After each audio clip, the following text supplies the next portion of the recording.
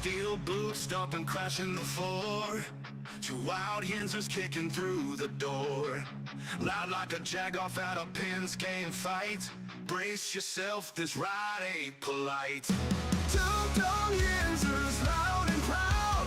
Heads in the clouds, voices in the crowd. Chaos brewing, they don't play nice. Hold on to your iron and grab your prime anti-slice.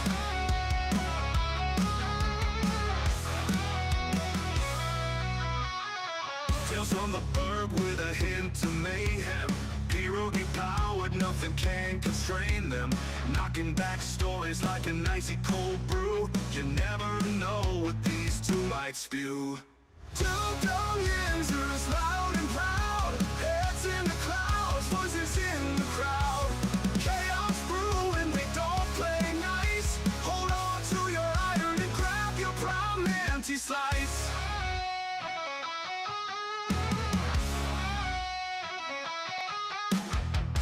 From the burg with a hint of mayhem. Pierogi powered, nothing can constrain them.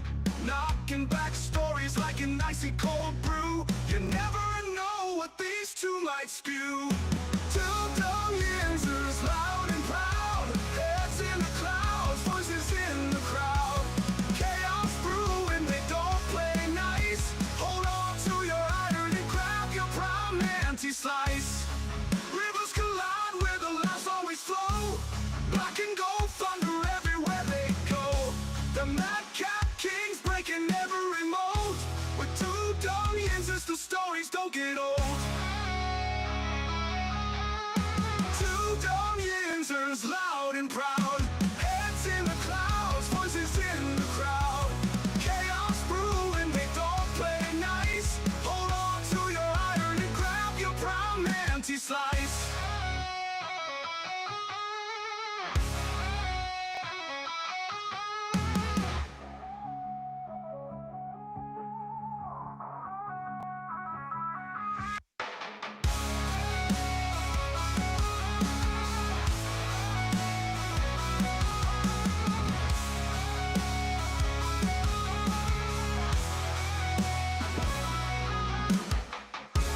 What to do, everybody? Good morning, good afternoon, wherever you may be. Welcome back to the show. This is episode. Where am I getting sound from? Where am I getting sound from? This is making me nuts. No idea. Relax, homeboy. I think I'm not the one in a panic. All right, you. Good morning, everybody. Welcome back to the show. Here we go. I think I got it. There we go. Good morning, good afternoon, wherever you may be. Welcome back to the show. This is episode 893, the Two Dum Yinzers, everybody. Welcome back. Only seven more short shows of episode 8, or season 8. We'll be turning over the new leaf to season 9.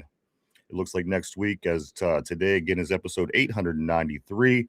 I was thinking about this a little bit the other day, Mike. It's kind of deceiving because the first season we did literally 11 episodes, and obviously grew a lot more since then and done a lot more. So basically we got almost 1,000 episodes in just the 4-year period of time, because a lot of, if you look at it again, year one was 11 shows.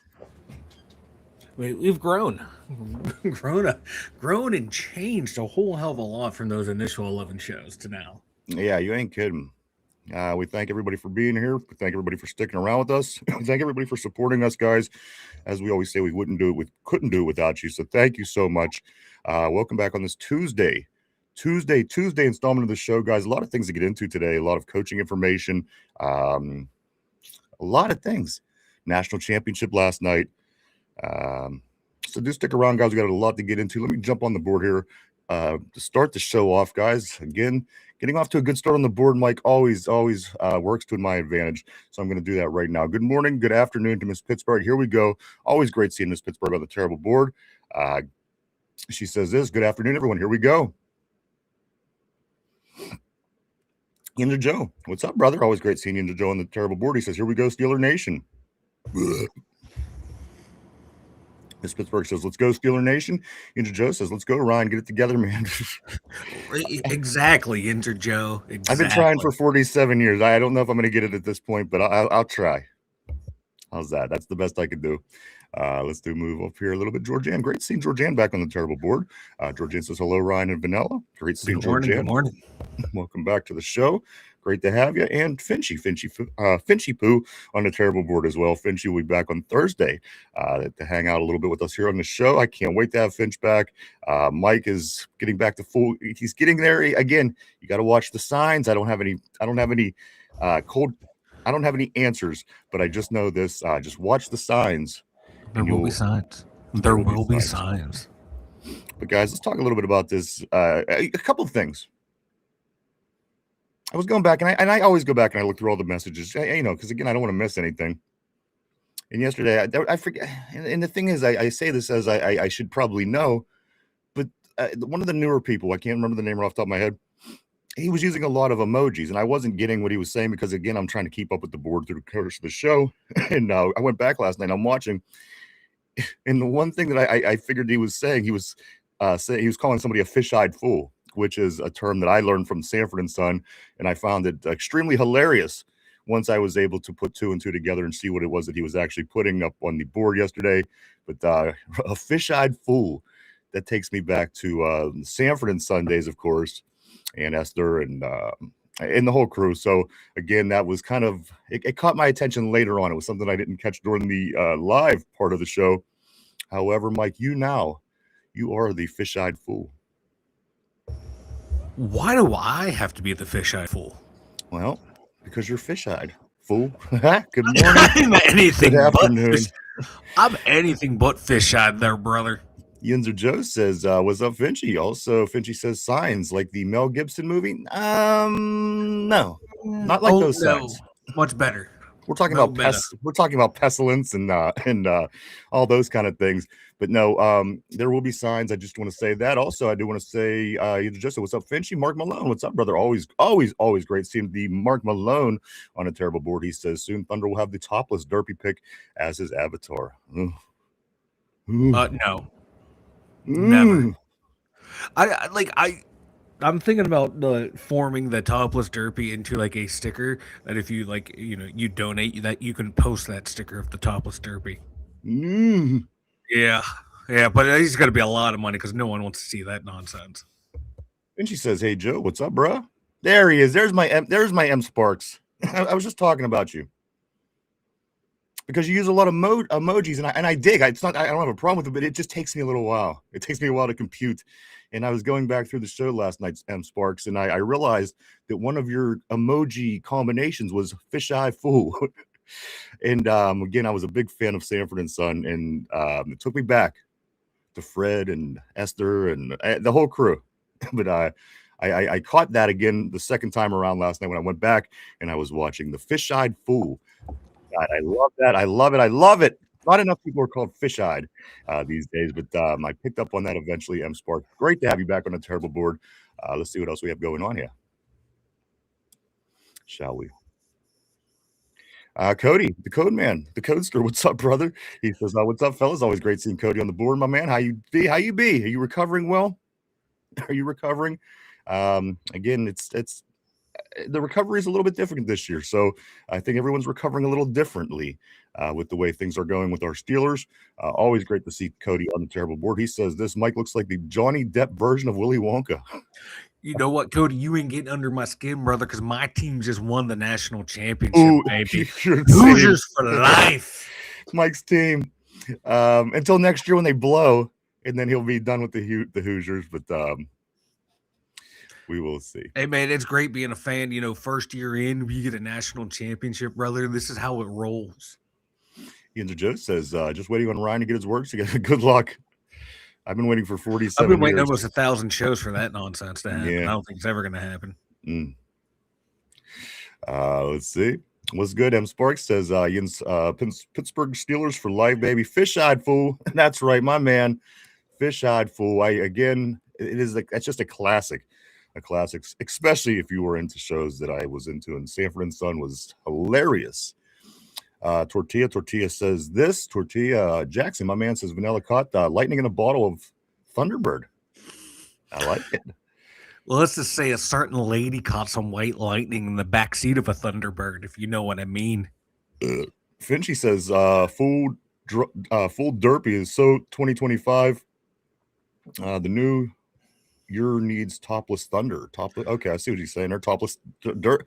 I think I see what Finch just gave me a stroke, but I think I got what he. I know he gave me a stroke too, man. It was either that or too much booger sugar. I was having trouble reading that. My one eye just started wandering around. like my Forrest Whitaker eye was twitching on that one. Topless derpy is what he's saying. Cody says this. Finch, as long as it's not derpy, we're good. Well, maybe we should have a contest. Maybe we should have a contest on the show to see who's the less repulsive, maybe, on the show, and we'll all take our shirts off one day, the whole crew, and it'll be a lot of fun. And we'll decide. We'll let you decide on the other side of the camera who is the most repugnant of us all. But believe me, it'll be a barn burner. Maybe that'll be the next step. Let me move on. M Sparks says this. Oh no, you're good. No, it's hilarious. It's just hilarious. What I'm trying to keep up, it's I'm not clicking all the way on a lot of things. I'm just trying to keep up. And I went back and I seen that. And I'm like, that's effing great. If I would have seen it during the live, I would have definitely given that the game ball for the day. Mike, you are now the fish-eyed fool of the show. That, you know what? I'll be the fish-eyed fool. All right. Armac, what's up, dude? He says Mike Mack. Cody says, nah, F the Steelers. Cody also says Penn State won the championship. Is that what you're trying to say, Mike? No, man. The Hoosier. Where have you been, Cody? I have never been a fan of Penn State. I've always been a Hoosiers fan. Anybody have a pen? Tortilla is saying. Also, Finchy says, what up, M Sparks? The emoji parade is cool. Keep it. Absolutely, dude. I love it. And again, the fish-eyed fool was a treat for me to come across that later in the day. I loved it.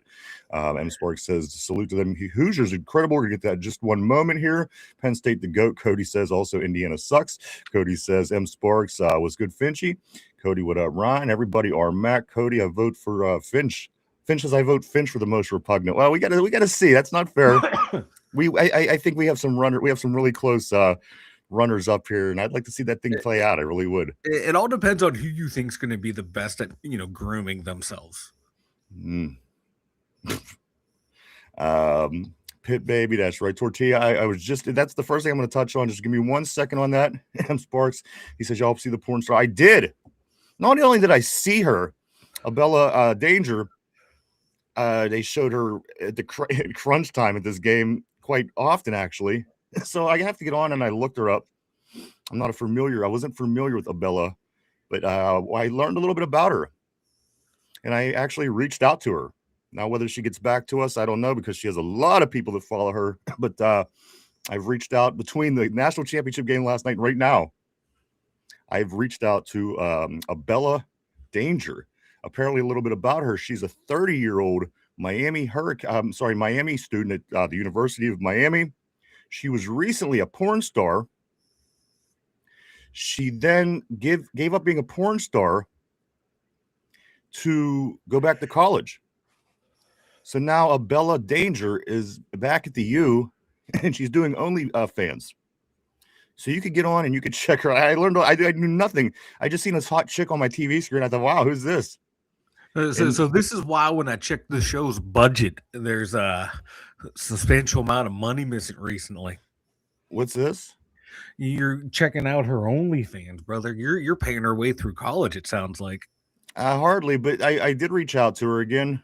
And like I said, I highly doubt she gets back to us, but I did reach out to Bella Danger. And as I said, she was spotted many times there in the most crucial parts of the game. They kept panning over to her. And again, she has a lot of people that follow her, millions in some of her accounts, and she is all over the place. So if you guys want to go check her out online, but that was a Bella Danger, guys, at the game last night. Again, I noticed a hot chick in every shot, every view they did. And then once I started seeing the memes after the game, I thought, hey, I got to look this up. And again, 30-year-old Bella Danger, guys, is very popular right now. So I did reach out, and as I said, if we get something back, cool. If not, we tried.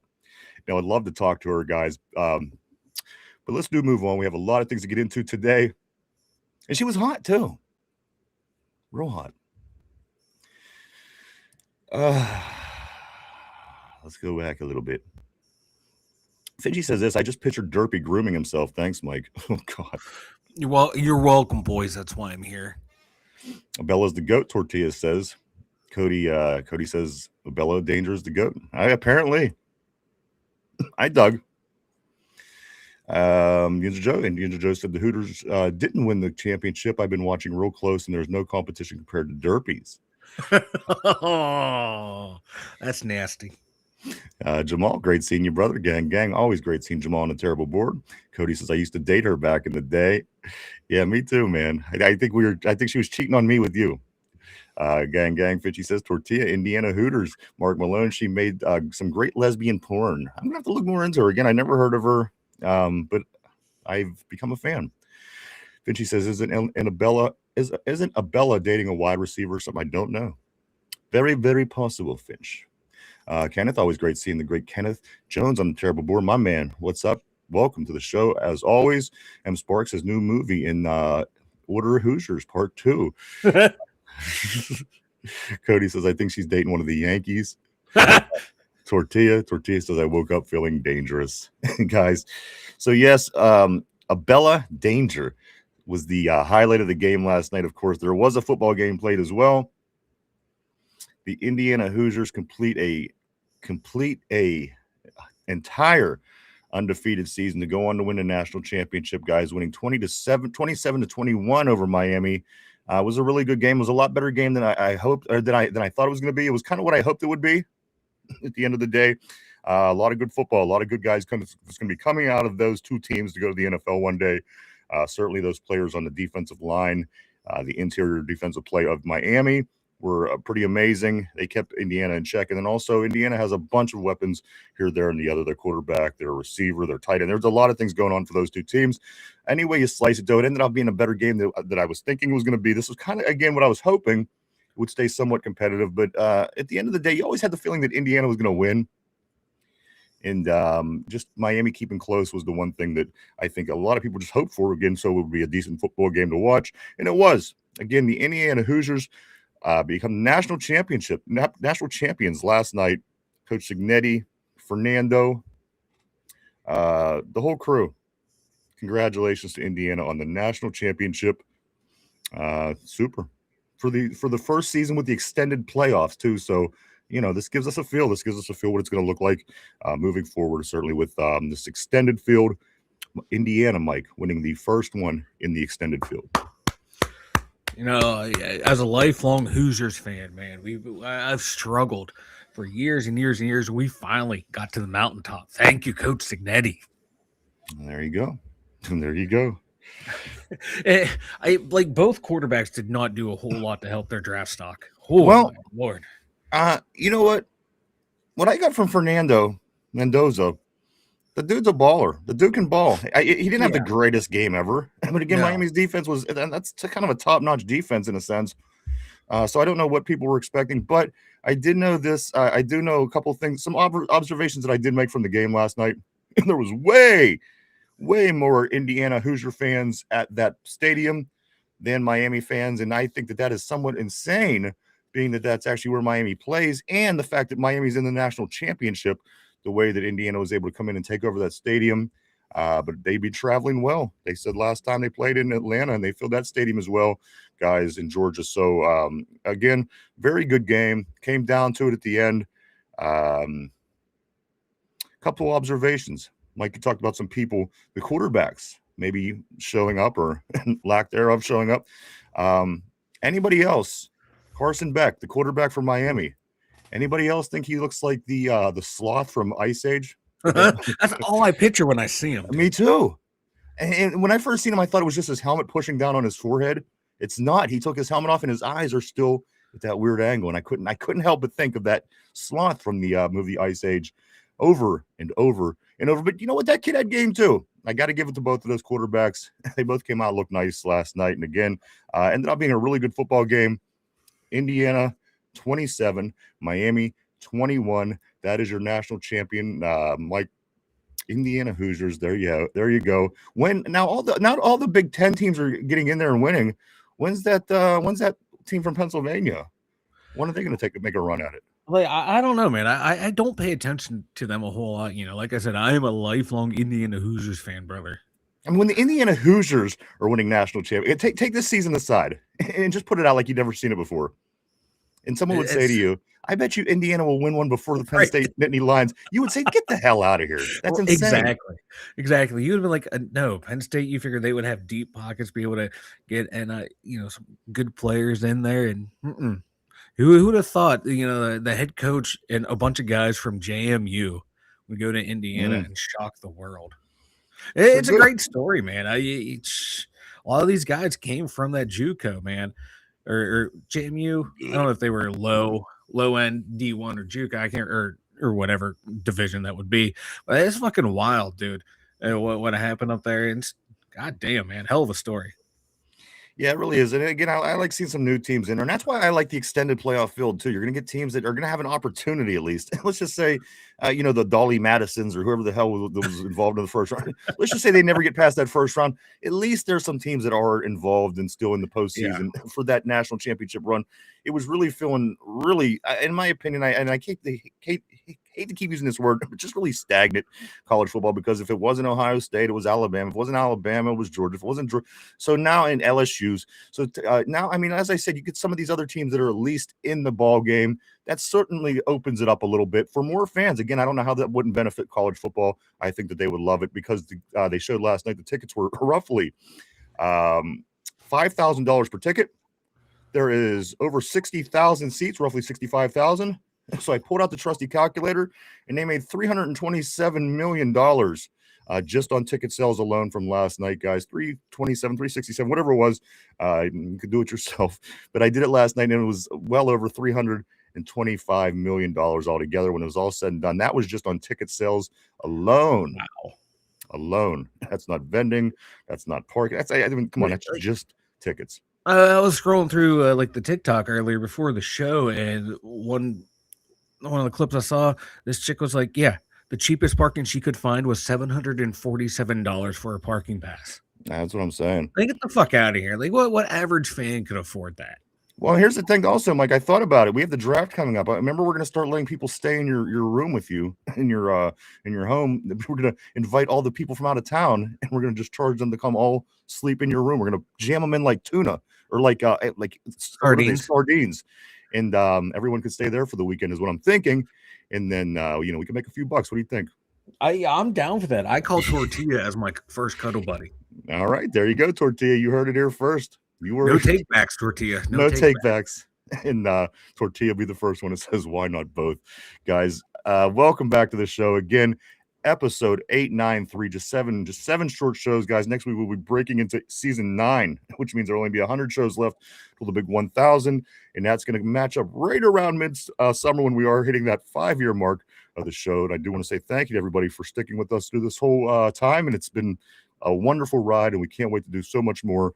Let's stick on the board here briefly, and I am going to move forward. And just let me mention this real quick. The Pittsburgh Penguins also back at it last night. They do gain a victory, Mike, over in Seattle. They beat the Kraken 6-3. Sidney Crosby gets his 1,400th game of his career. Penguins will be back at it tomorrow as they travel to Calgary. That is a late game, a 9:30 start against the Flames. Mike, Sidney Crosby, 1,400 games. Insane. And there was a part of his career we never thought we'd ever see him play again. When the Capitals and the rest of the NHL were just headhunting him, and the league didn't give a fuck about it. And so it's almost a miracle that he is still playing at a high level. He's still a top 10 player in the league. It's insane how good this cat's playing. He's one of the best. There's no two ways about it. Watch when he hangs it up, you're going to see where his numbers are. They're going to be comparable with the rest of the best. And then the kid has it. Sid the kid has it. A few other things before we do get started. The Penguins, they are right now 23, 14, and 11 moving forward. Also, 2 degrees last night. Where in the hell was this temperature when Houston was in town last week? And listen, I'm not saying we're in a great position to make a Super Bowl run, but just where the hell was 2 degrees last week, Mike, we were down on the North Shore. Of course, I was bundled up like the kid on the Christmas Story, but it was very doable. It was 32 degrees when we were down there. And again, once you get some, you get in motion, you start moving, you warm up relatively quick. And 2 degrees. The heaters ain't even fixing it here. I mean, come on. No, Roger Goodell in the NFL cabal, busted out their weather machine and fucked us over. 2 degrees last night. I think it's up to like 10 now. It's supposed to go up a little bit. But keep in mind, freezing is 32, and then wind chill obviously would take it below 0. And guys, where the hell? My weather report says it's a balmy 13 degrees and sunny. And where the hell was that when Houston was in town? That's all I got to say. Christ. It felt like -3 this morning when I had to go out to my car. They got New England had it. They had the snow and the cold, everything up there. So again, that's how things play out sometime. Let me get back on the board, guys. A lot of things to get into today. I have all the updated information on interviews. We have a bunch of interviews coming to town. We have interviews that let me get into it. Just let me grab a couple of these messages. I don't want to get far behind, guys, as we do have all the up-to-date scoop as of right now. I'm going to go right here. Tortilla, I woke up feeling dangerous. Me too, brother. Cody says, prayer it was Betty Wackett.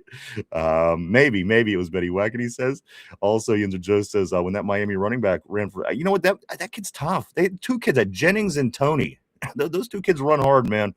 Yinzer Joe says, when the Miami running back ran for the long touchdown, I thought they were going to make a comeback. I was just telling this to Mike, and I'll get into a little bit more. But just funny, it's funny to me the way that the point spreads always get so close. Only a 1.5 difference last night in the score with the point spread. I thought and I hoped that Miami was getting back into it too. I'm just saying the world of football these days is a lot different than it's been the world of football that I grew up with. I'm just saying. I don't know what to think, but I have my eye on it. But you're right. I thought at that point as well, the long run was going to certainly be the turning point to at least keep them in the game. And it was. But at the end of the day, Indiana wins. Miami beats the spread. The spread seems to be the area where the money is made in Vegas. But again, what do I know? M. Sparks says this. I hope Omar and Steelers was peeping some of these young players out there. We have a hell of a lot of draft capital to fill in the blanks after we axe a few mama's boys. I agree. We have mad capital. We got mad capital, and as you're saying, it's only going to grow. You would think. Tortilla says Carson Beck is a lot lizard. Mike, there you go. One of Mike's lot lizards. That's the lot lizards that Mike's talking about. He's not one of my lot lizards, but I don't judge, brother. What happens in the lot stays in the lot. That old fish-eyed fool. I love it. Fish-eyed fool. That's the game ball for yesterday. I got to go back to give that to M. Sparks. Mark Malone says, give me Becker Robinson in the mid-rounds. I mean, I didn't hate Beck. I don't know. I don't know. Mark Malone, we just got that one. Mark Malone also says we need a battle royale between Howard, Beck, Robertson, and Mac Jones. And it is the Royal Rumble coming up. If you're in the wrestling, that is coming up real soon. It is Royal Rumble season. M. Sparks is Ryan hilarious. I was thinking the same thing about that. Carson Beck. He does. He looks just like the sloth on Ice Age. And again, once you see it, you can't not see it. It's impossible. It's impossible.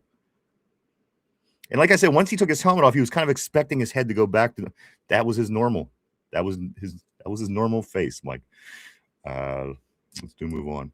Tortilla says, I don't mind Robertson. I'm praying now we stay away from Beck. Interesting. Okay. Tater, what's going on, Tater? I guess it's always great seeing Tater on the board. Welcome back to the show. Tortilla says, I like that though, Mark. Cody says, Mike McCarthy sucks. Cody also says, I'd rather have Sawyer Robinson than Will Howard. Yinzer Joe says this. I think I'd bring Mac Jones to compete with Howard just to see what we have. If we draft a quarterback again, we may never see what's on the roster now. We also will be able to fill in other needed spots. Interesting. Tortilla, why not both?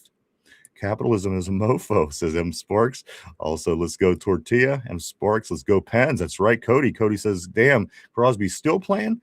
That guy was a rookie when Jesus wore short pants. It wasn't. That's a good one. That 87 literally represents the year, Mike, that he was born. That was 87, not 1987. Tater Tot says, are Penn State pants? That is our Cleveland. That is our Cleveland visitor. So just consider the source. Yes, Tater. Cody, Mike needs some chronic for that cataract. For that cataracts, a little bit of chronic for my cataracts. RB, what up, bro? Always great seeing the great RB on the terrible board. RB says this afternoon on this wonderful, freezing, balmy Tuesday afternoon, guys. Again, 13 degrees was down to 2 overnight. RB says this whole coaching search thing has me worried. Is Rooney's cheapness going to hurt? You know what? I kind of was thinking a couple of things similar to this just myself recently, RB. Let me see. Will he be willing to pay for a 60-man staff instead of the 20? We have our facilities are shit concerning. Absolutely. And and as that position opened up in Buffalo yesterday, that's no secret. That's a pretty damn appealing job. A lot of people like Josh Allen, and they look at us and they look at them and see what they got going for them and see what we got going for us. That's something that concerns me as well. So again, just we'll get into that here shortly. We'll definitely get into that. Mem Sparks says, thanks, bro. Sanford says, shit, man. I love it. I love it. I love it. Shady Grady, that's my dude. Tortilla says Rooney will meet us at the 25. That's right. We'll meet down on that weird little football field off to the side there. We'll meet him at the 25. Tortilla says staff members. Yinzer Joe says, I heard our cap will be around 40 million and we can get another 20 from Elise and Ramsey. Interesting. Mark Malone says, yeah, we're gonna have a lot. We're gonna have tons of cash. Mike. Yeah, I'm gonna say, yeah, we're at right now it's projected at like 46 million in cap space. And like if you cut Rams year, we're not saving any money. Looking at his dead cap hit and savings, we wouldn't save any money from him just yet. And here's the thing that's kind of concerning me as well. Let me grab these last couple messages. Sparks says the Browns. I don't get it. I don't get it either. But and as I said yesterday, he's actually from Great Britain. He's not from Cleveland to where he would be a fan by default. He chooses to like an American football team, and that's the team he chose to like. So I think, and ultimately, that's why we keep him around. Who makes that decision, right? He's got to be good for the show. Cody says Josh Allen sucks. Guys, let's get into. We have a lot of things, and again, be it as it may, and no matter what happens in Buffalo, they've always choked. They've never not had a season where they choked. Of course, never winning a Super Bowl. It still is an appealing job because, again, of that name, Josh Allen. Whether he got it done yet, whether he hasn't, whether he ever will, we don't know. But that's a concern for me.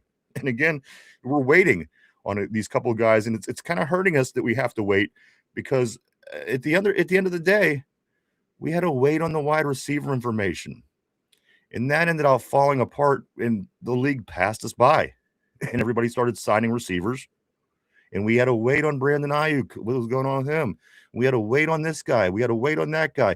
And then the quarterback situation last year. We had to wait on Aaron Rodgers. We didn't know what was going on with him. We had to wait on Rodgers, wait to see what he says. And again, the league passed us by. You had guys that went and signed other places that are in very good positions in the playoffs this year that were certainly on the table for us last year. So here we go again. Is just the timing of the way things are playing out? Is it going to hurt us?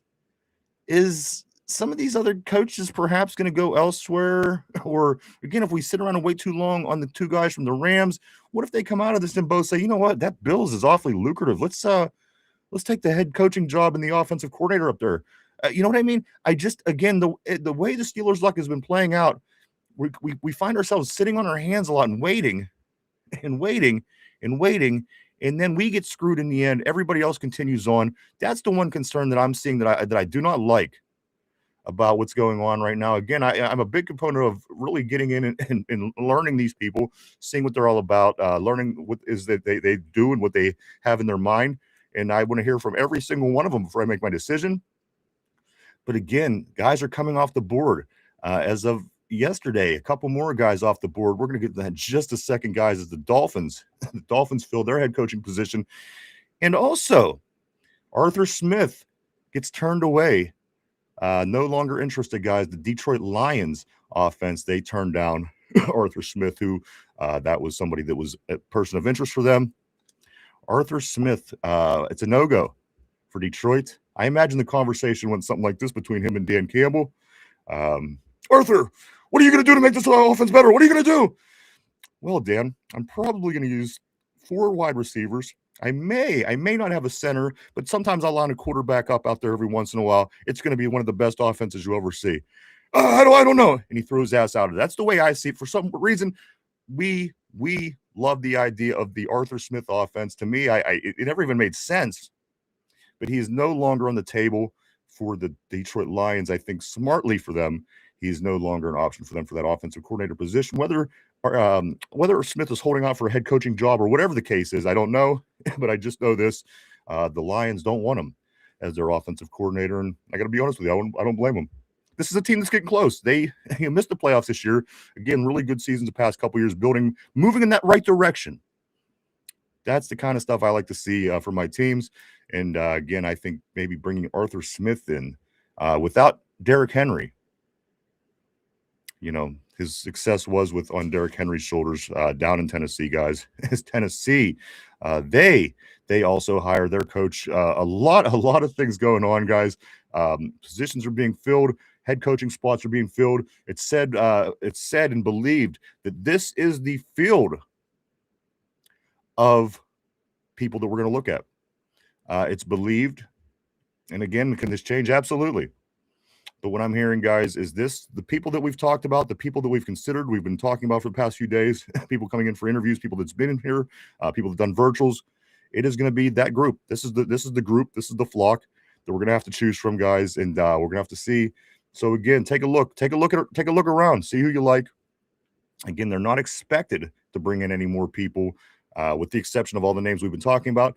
That can change, absolutely. We don't know what's going to happen, but just kind of keep that in mind, guys. Let me get to it. Let's find out where Jeff Hafley, he went to the Dolphins, guys. Jeff Hafley did go to the Dolphins. That Miami Dolphins spot is filled. Of course, Mike McDaniel was the man down there. Let's see if Jeff Hafley can make any difference. And also, Robert Saleh, the former Jets coach, going to coach Tennessee. I didn't see them knocking down the doors to get Arthur Smith. I'm just saying. I knew they were interested. They expressed interest. But you know what? I expressed interest in having becoming a millionaire. Look how that's turning out for me. Right? Yeah. Yeah, go ahead. And that hiring confuses me. You get a young quarterback who's flashing a lot of potential down there, has great arm talent. Wouldn't you go out and try and get a young offensive coordinator to build a team around him? No, and I'm going to tell you why, Mike. I'm going to explain it to you as I do every day, and not to you. I'm not shitting on you. I'm just saying. Listen, there's just some organizations that make bad decisions constantly. Exactly. The Tennessee Titans, with the exception of a couple seasons, has been all bad decisions. And again, they're where they are. They are who they are. Yeah. You know, they're in the weakest division, I think, arguably in the NFL. It's historically that AFC South, very weak. And again, they continue to come up at the bottom. So it didn't surprise me. Saleh is the new head coach for the Tennessee Titans, guys, going into next season. Also, Jeff Hafley is the new head coach for the Miami Dolphins. That has all been figured out over the past 24 hours since we spoke last. We're going to get into who's coming here. We have some scheduled interviews. We have some things coming up. I have a lot of information and scoop that we're going to get into right now. So this is how it looks for the Steelers. I'm going to go right here. So these are the completed virtual interviews as we speak. These people, again, this is the crop. It's probably not going to be anybody out of this circle. And if it is, it's possible.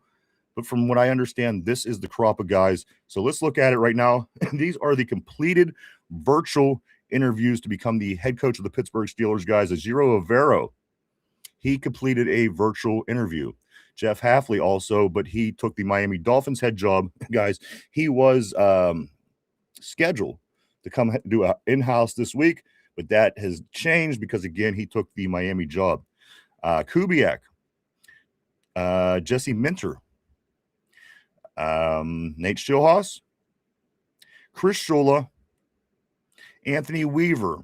These guys have all done virtual interviews with the Pittsburgh Steelers for the head coaching spot. And those guys all have done the virtual interview, and they're scheduling them, some of them to come in this week for face-to-face interviews. With that being said, the two guys that I got up-to-date information on this. The two guys that hasn't had virtual interviews are Brian Flores and Mike McCarthy. And apparently the reason being is because they're familiar with the team, and the Steelers don't feel that it's necessary to do virtual interviews with those two gentlemen, but they will be bringing both of those guys here for personal interviews. So as we speak, Brian Flores, Mike McCarthy will be brought in. Matter of fact, Flores is today. Brian Flores is in town. He'll be interviewing face-to-face with the Steelers today. And Mike McCarthy will be in town tomorrow. So if you're wondering about them two guys and you're keeping tabs on names, when's, where's, what's, who's, why's, today, Brian Flores is in town for a personal interview. Tomorrow, Mike McCarthy's in town for a personal interview. And Avero, Kubiak, Schilhaus, Shula, and Weaver are all expecting to do to further their interviews, of course, whenever they become available. As some of these guys are still in the playoffs, so they can't exactly do that. But those are the people that did have the virtual interviews at this point. So that is where it is, guys. And again, they're going to continue this week to try to keep people coming in as they can. Of course, you're not going to get the Rams guys, certainly at this point, things like that. But again, I'm just hoping, and I know a lot of people like those guys. And I got to be honest, I like him because what do you know about the Rams coordinators? I know very little. I just assume a lot of times that people know what they're talking about, which I think is probably one of my faults. But, like I said, if we sit on our hands and wait for one of these two guys, let's say one of them takes the Buffalo job and we get the other one. We don't know. Again, there's so much unknown with this. This is definitely something that's out of the area of ordinary for the Pittsburgh Steelers and Steeler Nation and just everybody involved, guys. This is going to be a ride and a half, as we were only a week outside of the Steelers' completed last game. And again, guys, we still have a couple of weeks of NFL football left, with the championship games coming up this Sunday, and then 2 weeks after that, Super Bowl 60. So, guys, so much football left to go. And then football season starts after football season ends, because there's so much off-season activities, guys, certainly with the draft coming here in Pittsburgh, free agency, so many things, guys. It never really ends, and that's what I love about football, and I love about my Steelers, and we'll be on top of all of it. Mike, anything before I do get back on the board? Yeah, I just want to say, I also don't want the Steelers to rush to and hire the wrong guy, feeling they have to get someone hired right now too. So they are in a sort of little balancing act, like you're saying. You don't want to see some of these guys go, but you want to have a chance to interview them. You want to make sure you do your due diligence so you get that right guy for the job, and to where this cat's going to be here at least 5-6 years, because they're going to give them a long leash. Like, hey, go out there. We're not going to rush you out of here. Do what you got to do, but you got to show improvement or give us in contention every year to make the playoffs. Or if we have a down year, you better have a plan in place to flip that around quickly to get us back to where we want to be. And I think the Steelers are going to do that with whatever coach they get. But I don't want them to rush. Interview everyone, because Bill Cowher came out of nowhere when you hired him. You're right. Tomlin came out of nowhere and you hired him. So You're right. Interview these guys, but like you said, don't drag your feet, but don't rush. Find that sweet spot, get your guys, and then hit the ground running. All right. That not bad take there, Mike. Thank you for that. Also, I do want to say this is the words that were used to describe Brian Flores and Mike McCarthy, guys. The words that are used, there's two of them. They're putting them together, and the words are strong candidates. So do what you want with that. Again, I'm a full component of hearing everybody out, but again, I don't know if it's going to hurt us. Maybe that's why we always did get those coaches so early, Mike, as the big three were all January 20-something hires. Perhaps that's why. Again, I think you have to find the sweet spot in this. You don't want to go too early. Look at Jim Harbaugh. Jim Harbaugh could be looking at the Buffalo Bills job, which I would think would be a lot more lucrative than the New York Giants job. So if you jump too early, something like that could happen to you, like which happened to Harbaugh. Or if you wait too late, it kind of turn into the Steeler wide receiver business again, where everything kind of passes us by while we wait on one option, and that ends up not working. So again, this can be just as exciting as games from week to week, guys. You just don't know. Maybe a little bit more unpredictable what's going on right now than what goes on during the regular season. Right? You just don't know anymore. Speaking of unpredictable, I'll be back in like 15. All right, man, do your thing. Let me continue here on the board. And there are 6 openings right now. The 6 openings around the league are the Steelers, the Ravens, the Browns, 3 of the 4 AFC North teams, Buffalo, Las Vegas, and Arizona. I don't think Mike Tomlin's going to coach this year. As a matter of fact, I don't think Mike Tomlin's going to coach anymore. If he's smart, go enjoy your life, dude. Yeah, you know what I mean. You're going to go to this Hall of Fame. He made mad money. Go love life. I seen him at Georgia the other day watching his daughter. The guy looked happy. Go be happy, man. You did it. You know what I mean? Let's jump back on the board though. But those are the 6 available jobs that are open as we speak. And again, how does that all play? And how does Buffalo? How does McDermott fall? Where does he go? Where does he fall in these teams that are left? And again, how does that team? Just very, very interesting, guys, with these teams left, with the people involved. And again, just kind of this waiting process that we have to go through with these Rams coaches at the moment. So again, fingers crossed, man. I guess things could go bad, but we're hoping for the best, trying to turn this thing around. I think the Steelers will do just fine. Let me get back on the board right here today. All right. Okay, there we go. Let's see. Mark Malone. Yeah, we're going to have tons of cash. Also, M. Sparks says the Browns. Josh Allen sucks. Okay, I think this is where we are. Even worse. I agree. I agree, M. Also, RB says, I say you try and get Jones for a 3, cut Mason, being in a Sam Howell and having Howard Howe Notre Dame battle it out. And we already know what Mason is. Like a Howard Jones have flashes at times. Tortilla says if the Bills steal Shola or Flores, we steal MC Doormat. Also, George Ann says Josh Allen was talking about leaving the play. Did he say no? I seen something, and again, I don't know what's rumors and what isn't anymore. With AI, you don't know what the hell's real. But is that true? Because if that's true, that's a very interesting concept. Yes, I know some people don't like this because they kind of throw him into the choker category. I don't think that he's. I mean, the fact of the matter, he hasn't won it. But again, that Buffalo team that lost 4 straight Super Bowls in the early '90s, I thought were a lot better than this Buffalo team now, and they couldn't get it done. They were just really good all around. Again, defense, offense, the no huddle offense, everything that they had going on, they couldn't get it done. So I don't know if I'm ready to call Josh Allen a choker just yet. But again, when you don't win it all, I guess you have to kind of slap that label on there, especially when you're picked every year to kind of be in there somewhere. And the Bills have never been able to get that done till this point, ever. And Sparks says, stick with soccer, lad.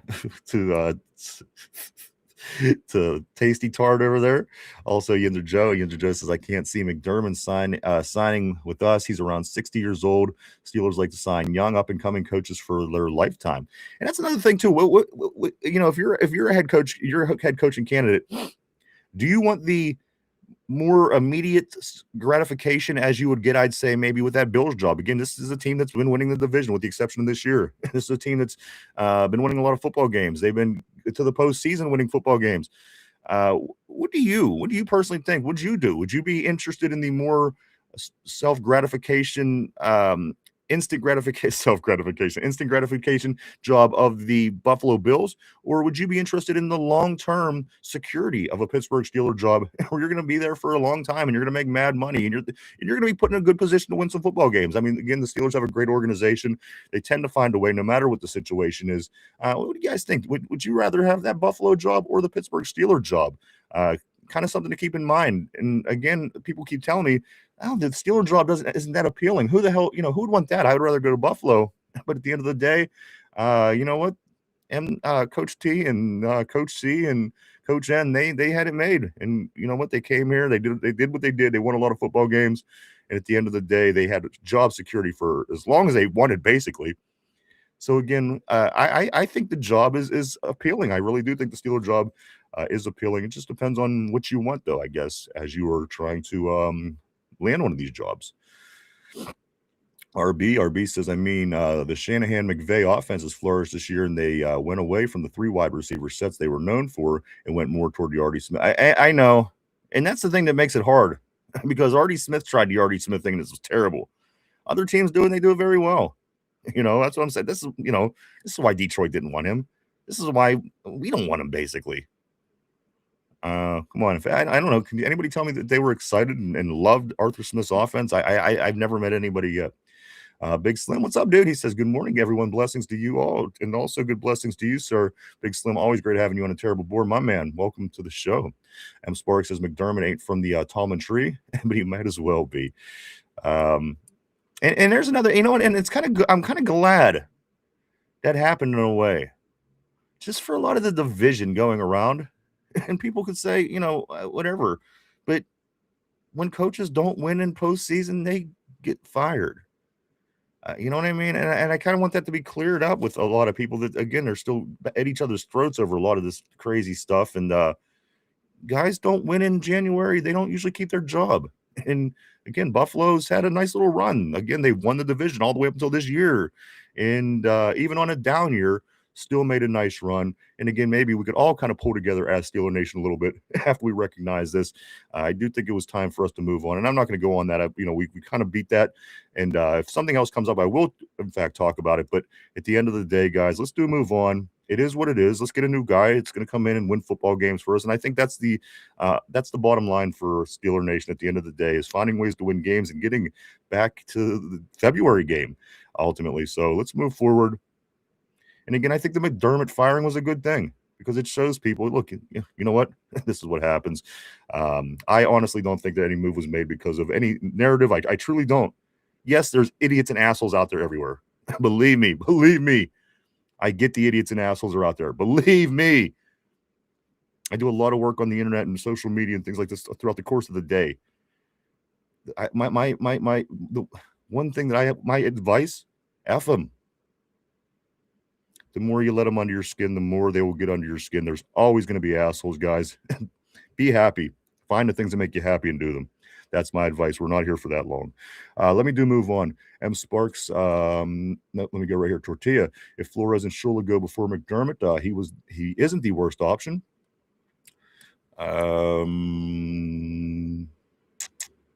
Tater. Look at Tater Tart. What's Tater Tart? He says Schittsburg is everyone's last choice. Of course, the team that won the most Super Bowls, that of course is everyone's last choice. That's again Tater, way off the Cleveland Brown fan, the resident Cleveland Brown fan in the house. Yinzer Joe says, well, at Tortilla, McDermott was really fired for the same reason Tomlin was, except he had a quarterback and didn't utilize him and win the big games. Absolutely. You can only go so long without winning in January. It's just it's unacceptable. That's why you're there, to win championships, especially listen, if you're Arizona's quarterback, maybe it's a different story. Or if you're, any of these teams like this, but come on, you're talking a team that's comparable with the Yankees and the Lakers and the Celtics and all these teams. You can't continue to not have postseason success. You just can't. Bad for business. Let me move up here a little bit. Shala is offensive coordinator, grooming for head coach. M. Sparks says that also. RB, Shula or bust for me. I'm not going to be happy with anyone else at this point. Shula has access to good offensive minds, knows defense, and no one mentions was the Rams passing game coordinator. Tortilla says this. Yeah, I get that all the time. I'm just saying he isn't a bad choice. Certainly a few guys that are better. RB, I mean, in reality, Buffalo is kind of shit. Absolutely. Did that window close on them? And it's unfortunate, because this year I thought would have been a great opportunity for them to get in with all the other superstar quarterbacks that weren't involved. Your other top end guys, your Mahomes, your Lamars, everybody like this. So, you would have thought that this would have been the year for them. So, it's going to be interesting to see how it moves going forward. Yeah, I think the window might be shut on them, because McDermott was there before their GM, and he's the one who helped build some of those draft classes that led to their success. He brings that GM on, vouches for him. That guy's had some bad drafts, some questionable offseason moves, and then boom, McDermott's out. This guy promotes himself up in the organizations. It's going to be touch and go up there in Buffalo for a while.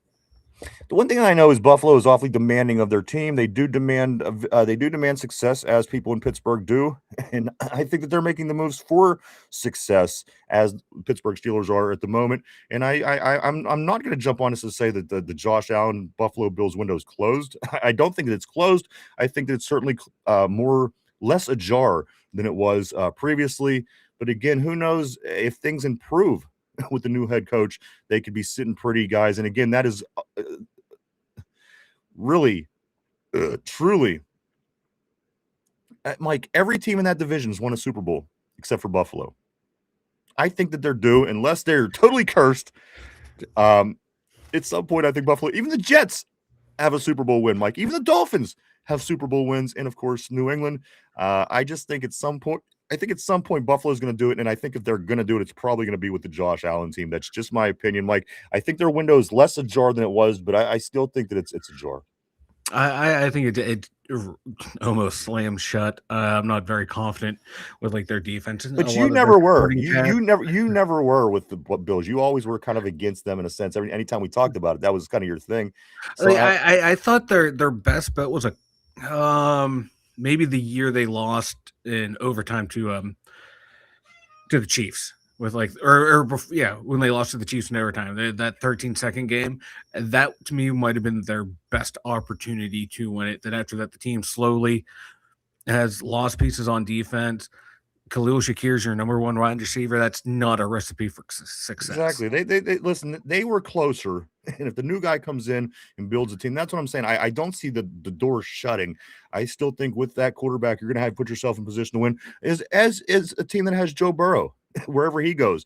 Again, he lost in the Super Bowl. Again, he's injured a lot. But at the end of the day, sometimes you just have a guy that wins football games and knows where to put that effing ball when it comes down to it. That's why I think Josh Allen will always be in it. And again, these will be things that we'll find out with all these teams. Mike, right now we still have the Steelers, the Ravens, the Browns, the Bills, Las Vegas, Arizona. A lot of teams looking for head coaches. There's an X amount out there, an X amount of teams that need them. So let's see how this plays out. Again, I think there's no reason to say that Buffalo won't land on their feet because they haven't been bad ever since they've had their quarterback.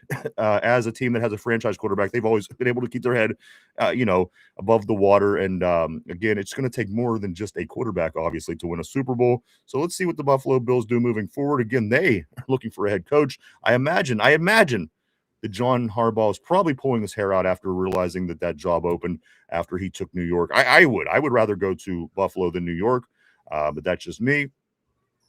But Mike, anything else before I do move on the board? No, I got nothing.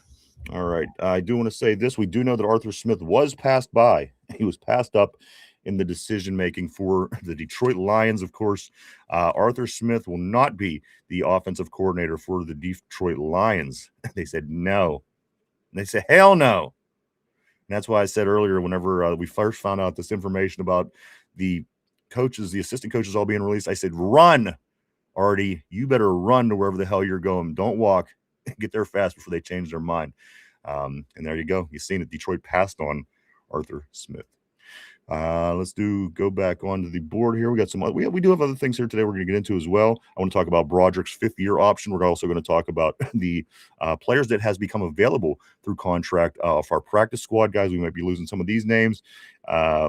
A few other things. We got stuff going on today, guys. So do hang out. A lot to get into with our Steelers. Let's move on the board and keep the show on the road, guys. I'm going to go right here. All right. Right there. Big Slim, my man. Good morning. Good afternoon to you, sir. McDermott ain't from the Mike Tomlin tree, but he might as well be. We did get that one. All right. I'm up a little bit further here.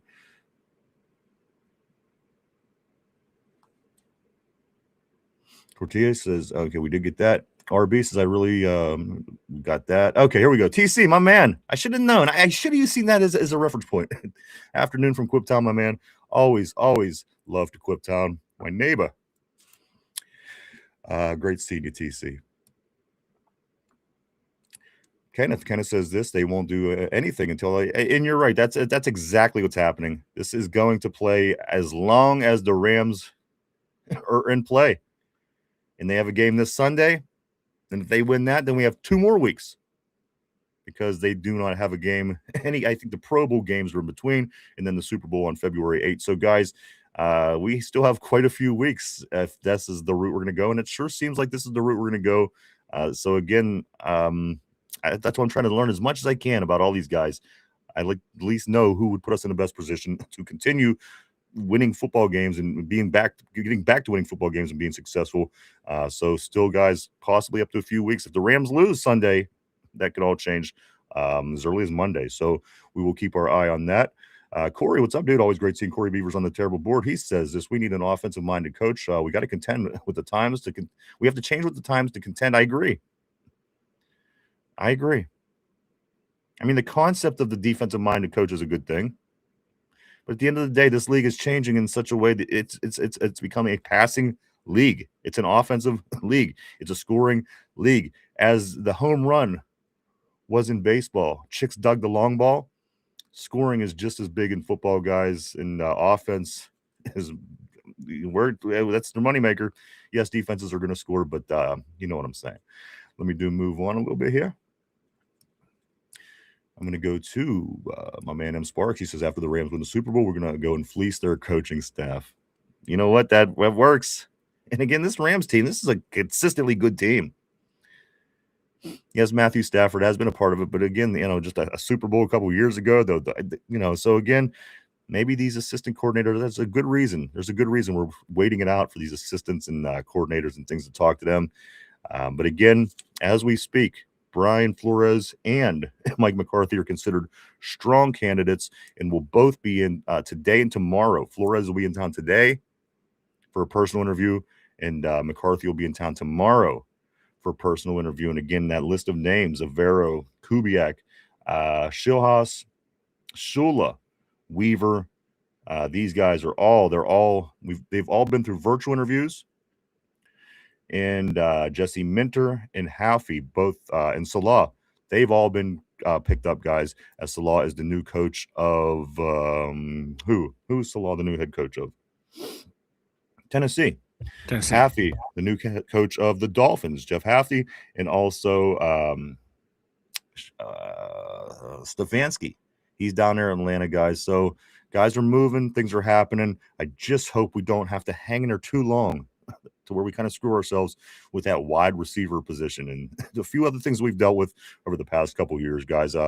We need the ball to bounce in our direction for once here. Let me move on the board here. TC says, I hope it's not Mike McCarthy. I'm right there with you.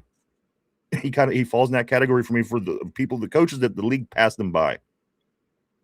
Now they're in the stage of, can they rebound? And I don't want to be a part of that because I don't know. I don't trust it. I don't like it. Is Harbaugh going to be able to rebound? Is McCarthy going to be able to rebound? Is Coach T going to coach? So I don't want to be involved in it. Again, it's just not where the league is. The league has passed them by. I don't want to have to wait to see if they can rebound. I'm by it. I'm past it.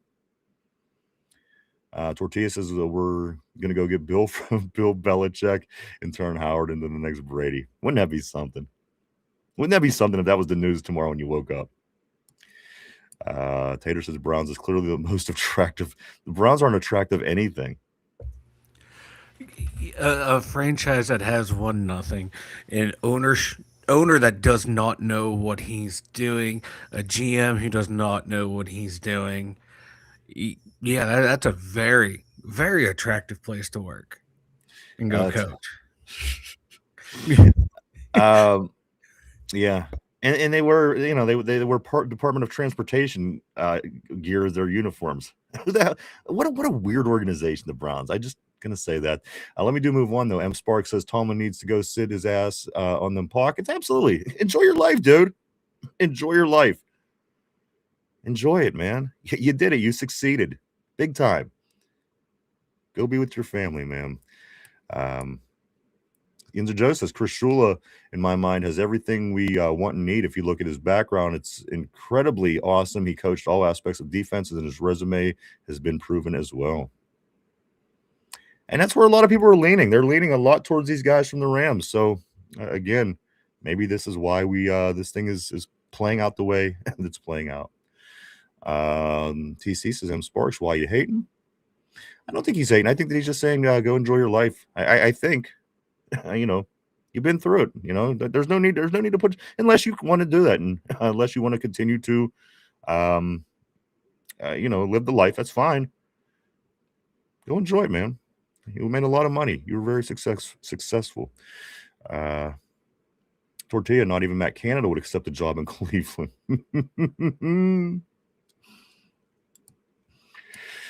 Ev Sparks, after the Dolphins passed on Shula Jr., threw a wrench in my program. With Dave, is that the Shula? I don't know, because he was the worst Shula of them all. TC says, "While it's a blessing to be equipped, we don't deal with negativities about losing games." That's because we don't lose games. Aliquip just don't lose. Steel Menace says Buffalo is apparently, welcome back, Steel. Always great seeing Steel Menace on the terrible board. He says this Buffalo apparently has the best roster situation, followed by the Ravens, Raiders, and the Steelers. Browns are fifth, followed by they do. Again, this team is they still went 12-5 or whatever it was this year. They're not on a down year. That's how it played out. 12-5 second round playoff game. So a couple things that we haven't had in quite some time. Just saying. Just Learning says Bill's targeting Bill Belichick. Wouldn't that be something too? Wouldn't that be something if he went there? Bill Belichick to the Buffalo Bills. Welcome back to the show. Always great seeing Just Learning. Georgianne says this. Some might disagree with me, but I wish more. Me too.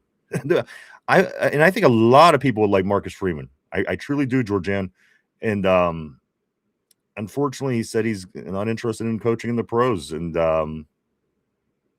I think a lot of people would like the head coach from Notre Dame. She's talking about Marcus Freeman, of course. He was at the national championship. You may have seen him last night on television.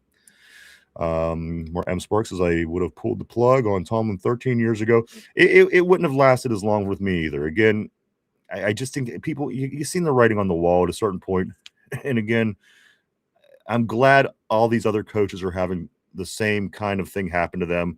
Because again, if you have Buffalo choking again, and they're not their coaches not being held accountable, then you're like, all right, well, what's the deal? So I'm liking the way things are playing out in the NFL. We're seeing people being held accountable, and the people that are winning are continuing keeping their jobs. The people that are losing and can't get it done, they are they're getting sliced off, and you're cutting off dead weight on that. So I like the way things are. If they played out the way they did, this would be the way to do it. Again, seeing McDermott go down this short after Tomlin and everything, it just really plays to the narrative that this is what's going on. John Harbaugh, 18 years gone.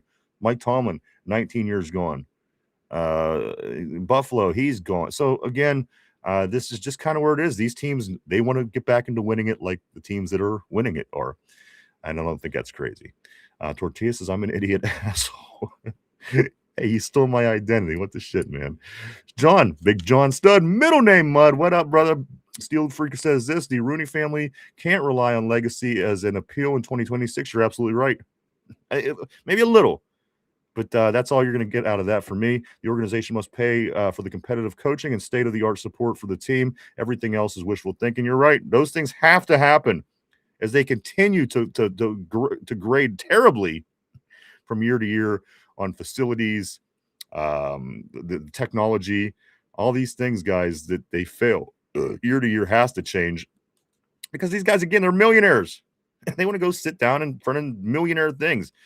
A lot of people don't want to go sit back in an old 1930s style locker room that's made out of wood and there's nothing in there. You know what I mean? These are kids. These are kids that grew up with technology and shit. You see some of these locker rooms are amazing. Looks like scenes from the Jetsons, if you will. So I agree, John. I think that they do need to certainly upgrade in some areas, get off your pockets and spend some money for F's sakes, because you're certainly not spending it on offense. Maybe not pay TJ so much. I don't know. Again, yeah, I was just about to say, quit paying TJ Watt and Cam Hayward so much money. Look at all the things that can get fixed if we just didn't have to pay those two guys. I'm just saying. Let me go to RB. We all know deep down it's the Panthers' fault. Who is it? I didn't even catch it. Panthers' fault. Oh, probably. Yeah, it's just tried and true, man. Blame Pitt. That sounds. I'm not even a Pitt guy, and they're unfairly blamed. RB says this, Jay Glazer has reached to multiple teams to inform them not to make their decisions on possible chasing Tomlin, as he has no intentions. I seen that too. I was wondering if you caught that, guys, as he doesn't have any intentions. I think that he's taking this year off regardless. I know that he's kind of protected under the Steelers guys. So again, with that all playing out, I would be very surprised to see Mike Tomlin land a job somewhere in the next year, at least. And again, tailing off in that in the 2027 as that contract goes. M Sparks says Tater Tot the hater butt. That's a game ball candidate. Tater says bigger fan base, new stadium. I know bigger fan base. See, those are the things that make me truly believe that Taylor Tard's retarded. I've never ever heard anybody say that the Browns have a bigger fan base than the Pittsburgh Steelers. Never. I see pictures in the Middle East. Tater Tot is special. I see pictures of people in the war in the Middle East. They're waving their terrible towels. I see pictures of people in the continent of Africa waving their terrible towels. I see people on the North Pole, these adventure guys waving their terrible towels. Literally, Tater Tot's the only person I've ever... The goddamn International Space Station. The Space Center has a terrible towel. I've literally besides Tater Tot, I've never known anybody to admit to be a Browns fan. I'm just saying, just putting it out there. Tater said, I'm sorry, Tortilla says, no, if Buffalo gets a few pieces. I agree. I don't think I think that window is certainly not shut. I think as long as they have that talent under center, I think he's going to get one. I do think he's going to get one in his career. I don't know when, though. I don't know if they will win one, but they will still compete for one. I agree. M Sparks says bad luck Buffalo would win if bad luck Buffalo would win if Lombardi himself came back to coach them, saying that they wouldn't win. I agree. Also, Corey, I would like them. They're just a team that I don't mind. They have nothing. If they win a Super Bowl, that does nothing to my Steelers. I don't have to worry about them passing us again. They're just a team that you don't ever have to worry about. They've never not choked guys. Again, never, ever winning a Super Bowl. O.J. Simpson days, no good. They blew it. Early 90s, 4 straight Super Bowls, blew it. Now, pretty damn good situations the past 5 years, blew it. So for them to win, I'm okay with that. I don't hate Buffalo the way that I hate some other teams. Corey, my man, he says this, does McDermott firing aggravate you at all? Like we should have made the move to urge Mike T to step down earlier. You know what? I'm not aggravated. I'm ready to move forward. That's just where I'm at with this whole situation. Whoever we hire next, I hope that they're a great candidate because they're probably gonna be here for a long time. That's kind of where I'm at. I'm trying to figure and learn what the best possibilities and options are, and that's kind of where I'd be at this moment. But I get what you're saying for sure. Mark Malone says I think the Bills will be in the thick of it for a while. I do too. I do too. As Ben didn't win a Super Bowl every year, but when you got a guy like that, you're always kind of in it. You're going to win a lot of football games. You're going to win a lot of games, and you're going to make the playoffs a bunch. You're going to win some, and you're going to lose some. Again, I'm not going to shut the window. It's less ajar than it was. However, I'm not ready to shut that window. Big Slim 20, my man, he says this. Chiefs just resigned Eric Bieniemy as offensive coordinator. Going to be scary with him being back in KC. I love Eric Bieniemy all the way back to my love of the Colorado Buffaloes in the early 90s in that 10-9 national championship game. Of course, Chad Brown here on the show was on that team as well. But Eric Bieniemy, Darian Hagan was the quarterback. That was a really nice team. I really got into them. I was in junior high. I remember Eric Bieniemy and them thick-ass tree stump upper legs. He was a little monster, man. Love Bieniemy. That's awesome for Kansas City. Tortilla says, shit, if you can urge him to do it, it takes him doing it, though. Tomlin had to have enough. And again, he's human. He had 60,000 people young to fire him. Go enjoy your life a little bit, in my opinion. I mean, if you want to continue to pursue or maybe even come back after a time, that's great. I wish him nothing but the best. But in my opinion, me personally, I would take a year. I'd take this year. I'd go spend it and watch my daughter do gymnastics or whatever was going on down in Georgia, and I'd enjoy my life. Again, you succeeded, dude. Let me move up here a little bit. Tortilla shit. Okay, no. M Spark says Buffalo don't need a coach. They need a wizard to remove that big old monkey off their back. And you know what? Houston's going to as well, as they mess with the terrible towel, and they learned the hard way, guys, getting that ass whooped the other day. When will they ever learn, Mike, about the terrible towel? When? And the thing is, they know it. They do it mockingly. And when things go bad, they oh yeah, that's not because of that. Well, guess what? Every single person that's ever defaced the terrible towel has had terrible, terrible future. Yeah, no team will ever learn. Like we might not beat you, but you're gonna fail the next round. Like look at Jacksonville that year. Jacksonville's still trying to get on their riding sky high. Yeah, Jacksonville's still trying to get back on their feet, as they did go on, and they got on us about our little yellow napkins. I remember Trevor Lawrence did, and they beat us in the playoffs. But guess what? They're just now getting on their feet. Keep messing with the towel, people. Keep messing with the towel. Let me scooch up here. I'm Sparks. Only way I'll take Flores if Shala is the OC, and Shala did go to the Tennessee Titans. Tennessee Titans did hire Robert Salah, so that's going on with that. But we do know that Flores is he's a strong candidate.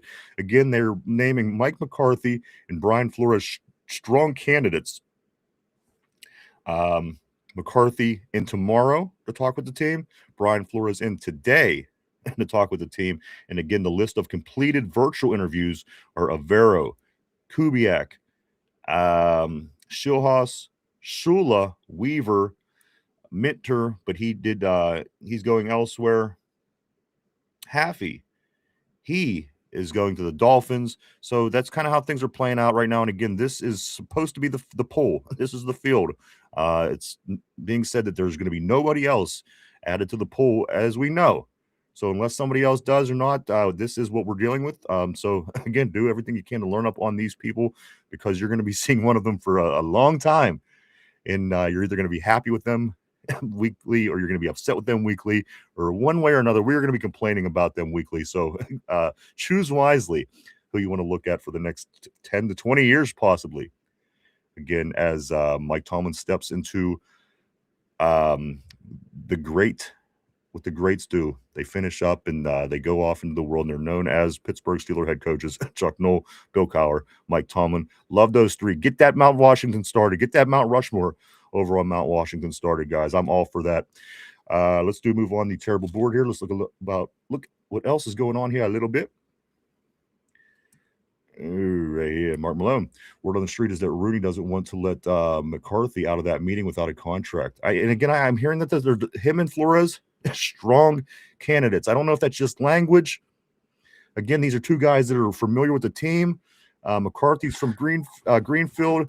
He coached at Pitt early on in his career. Flores certainly very familiar with the team, with the city. So those two gentlemen, they did not do their virtual. They went straight to coming. They're coming up today. Flores tomorrow. McCarthy. All these other guys, they got their virtual interviews in, and we're waiting to see how things play out with the Rams. We're waiting to get second interviews. People come into town for more. But again, this seems to be the poll, Mike, unless, again, there's a black horse, or what is it, a black horse, a white horse, a Trojan, whatever the horse is that shows up out of the blue, the dark horse shows up out of the blue and becomes the person. This is going to be the guys. So again, I would advise learning who you want and who you'd like, because this looks like it's going to be the group. Yeah, I have a feeling that like you're hearing a lot of like, oh, they're strong, they're in the top contention. What is this with agents, pushing stuff out to their guys into the media to make them get their name out there more and more? There's probably a lot of that going on. Absolutely. And absolutely. And that could be exactly what it is. They may not be interested in, and I'm not saying they're not. I'm not going against what your comment was, but let's just say they're not interested in McCarthy at the end of the day. You might still be pushing it just for other reasons. Maybe your other pieces are moving because of your interest in one coach. So again, very interesting, guys. This could be just as interesting as the regular season, and just as meaningful, maybe more so, guys, for the future of this team. We'll continue to stay on top of that. M. Sparks says McCarthy needs to go back home to Greenfield, Pittsburgh, and coach them Packers. 4-1-2, baby. And again, I know Pittsburghers will love that. They love the hometown connection. They love it. I don't care who you are. If you're from town, they will love you, and I don't want that to be the reason we hire a coach. If it happens and it can be beneficial, super. But at the end of the day, I don't want to hire a guy just because he's from here. I'll take it if it happens and try to make the best of it. But again, he kind of falls into a category of coaches that I feel that the league has passed by. And I'm ready for something innovative and new. And I want to score points. We need touchdowns. We need wins in January. Everything else should be irrelevant at this point. Let's make the right decisions so we can continue to get back to the Steeler way. And that means winning football games, in my opinion. TC says, I bet Tallman talk. Absolutely. I'm sure. I think Tallman and Flores are good friends. I'm absolutely sure that did take place. TC, I'd be very surprised if it didn't. Tortilla says, breaking the Cleveland Browns sign Lin Sue. Wait. Tortilla, the Browns signed Lin Sue as head coach. She was previously the manager at Deshaun Watson's favorite spa and hotel. There's a game ball on that. There's definitely a game ball possibility on that. TC says Quip's motto, we don't really. They're damn right. Quip don't lose. They tried putting us four classes up. What do? We went and won a state championship. F out of here. Most Hall of Fame players from one high school, Aliquippa High School, right where TC's talking about, guys. Of course, Ty Law, Darrell Revis, Mike Ditka, and you know what? Tony Dorsett was in the damn jurisdiction. He was in the he went to Hopewell, of course, so Quip doesn't get that credit. It should be 4 guys from Aliquippa High School, small mill town, Aliquippa, right here in Western Pennsylvania, leads the whole entire country. The most NFL Hall of Fame players from one high school, of course, 3. But if they would, he actually lived in Aliquippa. Went to Hopewell, so unfortunately, Tony Dorsett, we got screwed on that one. But again, Quip, all day, baby, all day. We did the basketball game the other night. They whooped on Beaver Falls. Let me move on a little bit here. Tortilla says that's because we couldn't rebuild a Lego set from let alone a football team. Tyrone, my man, what's up, brother? Always great seeing Tyrone. Always great. Hey, Tyrone, me and Mike were talking about you. You guys were talking about coming to the draft, coming down. We're going to have a blast. If anybody else coming in from out of town, consider it. We'll all get together. We'll make it happen. I think Ty and Somber, maybe Armac, one of them guys, talking about making it in. I'm going to go right here. Corey says, if we hire MC Mike McCarthy as head coach, will be the first we fire. It's possible. I don't love the Mike McCarthy idea. I like things about it. Again, there are things that I could dig, and it's stupid shit. But the hometown guy and this and that. But I'm right there with you, man.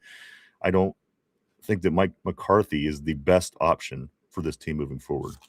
Call me crazy. Jamal, my man, he says Mike T for life, baby. He said get that statue built out there. What you waiting on? Tyrone says we better not hire Mike. I agree. McCarthy, of course. Aaron Jade, what's up, dude? Always love that message, Aaron Jade. Here we go, Steelers with the Rockets, my man. Jamal says this. I say F spending money and go young. Mark Malone says this. I still say hire the oldest cracker we can find. Ay. Jamal says start over and make the guys. You're right. When it all comes down to it, I mean that's the right way to do it. And if you want this thing to be done right and build a solid foundation for the team moving forward, you got to do things right. Look, and New England kind of did it that way. They went with the ebbs and the flows, and they ebbed and flowed and was able to build properly back up and are looking damn good. As they have a possibility to go back to the Super Bowl. Kind of crazy. A team that won 4 games last year, or whatever it was. They did it right. And it doesn't surprise me. Again, New England's a good franchise, and it doesn't surprise me that they did do it right. Let me scoot up here a little bit too. M. Sparks says Rooney Jr. squeezing the nickel. So I'm seeing a skunk's ass blowing out the smell. Then I'm seeing a vampire. See, it took me a while. He writes in codes, and I love it. I love these kind of. I love M. Sparks's messages, guys. It took me all evening, but I did get to the fish-eyed fool last night. I finally cracked that one. I thought it was hilarious. Tyrone says TJ just needs to reconstruct J. Ram and DK as well. Tater, says we don't really, whatever the hell that means, I don't even know. But whatever it is, I'm sure he's wrong. A matter of fact, I'm very sure he's wrong. So I'm going to continue. Tyrone says, yeah, Tater, you're stupid. I live in Ohio. I see more other teams' fans than the Browns. Get the F out of here. There you go. He lives in Ohio, man. You got to, got to listen to that. I do agree. Also, Tyrone says Steelers got one of the biggest fan bases. We fill up every arena we go to. We sure do. We filled up Ireland over in your dumpy little islands you have over there. No offense, but England, Ireland, Great Britain. I don't know what the hell's going on, which these guys got going, but we filled up that damn stadium, and that's not even in our country. Let me move up here. TC says Jim Kelly. You know what? They lost to 20-19 to the Giants, the first one. If they could have won that, I think Bills fans could have been happy. But they lost that game. And again, the Buffalo Bills were really good in the early 90s with the no-huddle offense and the Jim Kellys and Thurman Thomases and Andre Reeds and Lofton, and on that defensive side with Bruce Smith, the whole way down, Darryl Talley. They were loaded. The fact that they couldn't win that 20-19 one against the Giants, I think really screwed them after that, getting killed, of course, by Washington and then Dallas 2 years in a row. But, it definitely goes back to then. M. Sparks says it's not a sport, it's a religion. That's right in Pittsburgh, baby. It sure is. It sure is. Mark Malone says Browns fans have got the most loyal fans. You ain't kidding. Besides Pittsburgh Pirate fans, I always say Pirates fans and Browns fans are the absolute most loyal on the face of the planet. I don't know how you go 30 seasons without a winning season in the Pirates, and they still can pack up the stadium at any given day. It blows my mind. Mind is blown. Tortilla says Brown fans are secretly FBI agents. Tyrone says, yeah, true, but he said bigger fan base. I know that. Come on. How silly. How silly. John says the Rooney Buffalo fans throw snowballs. Like, when's the last time the Browns? Go ahead. I just didn't expect you to jump in mid-sentence, but go ahead. I'm sorry, I pulled a derpy. No, you're good. I was going to say, when's the last time the Browns filled up an opposing stadium? Never. They fill up their stadium again because it's just that whatever that is, that dumb loyalty. Again, we have the Pirates. I get it entirely, actually. Steeler Freak says this: the Rooney Buffalo fans throw snowballs at opponents during live plays in the end zone. F them in the misery. Yeah, I know. There's just something about them. Again, I don't mind them. If they win, I'll be totally fine with that. I would be fine with them once. I can see how they could become annoying. But you're right. The fans are ridiculously annoying. But you know what? People do say that about us as well. They say our fans could be annoying. So I try not to judge in that whole sense because we can be. And you know what? We love football. I think anybody that really gets passionate about anything they get into could certainly be annoying. Just where your love may be. M. Sparks says, yeah, either most loyal or most stupid, but them fools do deserve better. Psych! TC says, I moved past Coach T. Tyrone says, I want Chris Shula. Tortilla. I never seen Batty in a Browns jersey. Interesting. Tyrone says, Mike McCarthy, bro, I swear to God, I'll still be pissed off as well. Might as well kept. I agree. And that's why I didn't want Tomlin, I didn't want Harbaugh, and I don't want McCarthy. It's the same coach. Their careers are mirroring one another, with the exception of McCarthy's seen a couple teams opposed to the 2 other gentlemen only being on one team for a long period of time. So very, very similar guys. M. Sparks says this. No, not him. Shalom from the Rams. Oh, okay. I got you from the Rams. Oh, Shillhouse. Yeah, Shillhouse. Okay. My bad. Steeler Freak says, I think a head coach, if folks think a head coach change without a team philosophy change will produce a Super Bowl, they are sadly mistaken. The issue was never all Tomlin's fault. They're removing him won't fix it. That's an interesting point. It's an interesting point as well. But it should, in theory, though, it should change because again, if you're changing out the coaches and all the assistants, and you wouldn't think that they would go back to something that we were doing that wasn't working. But you're right, John. I think that you do hit that right on the head. M Sparks said excited to see what Mount Washington is going to do, dude. I love Mount. And if you're just joining the show, and maybe you're in a little later, as M Sparks says, everyone knows I love Darnell Washington. I love watching freaks play sports. I just do. Some people that are just bigger and stronger than everybody else, nothing gets me more excited. I love watching Darnell Washington catch the ball and seeing 5 guys carrying him down, trying to tackle him. Washington knocking guys in the next week, just running into him. Not even guys that Washington's trying to knock over. It's 100% enjoyable to watch Darnell Washington play football, and I'm going to love it for every moment that he's here. Usually other teams got these other guys, and you have to kind of watch, say, oh, yeah, I like watching Gronk. Dude was a freak, blah, blah, blah. We have a freak. I love him. Take advantage. You got to take advantage. For one, people bounce off of him as if he was Mario on Mario Brothers when he eats one of them stars, and he's running, and the lights are changing, and all the different, he's running real fast, and guys are bouncing. That's what it's like. How can you not continue to use this guy? It's mind-blowing.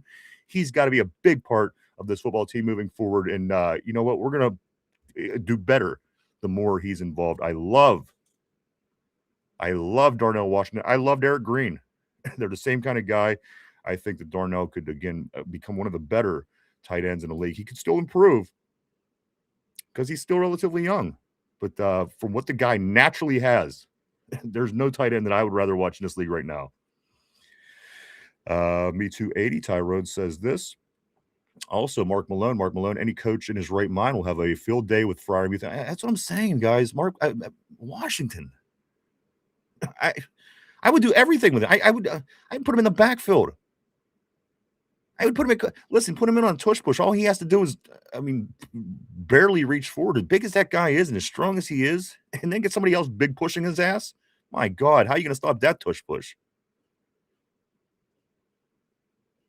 Somber says, yeah, I'm good on hiring geriatric Fox.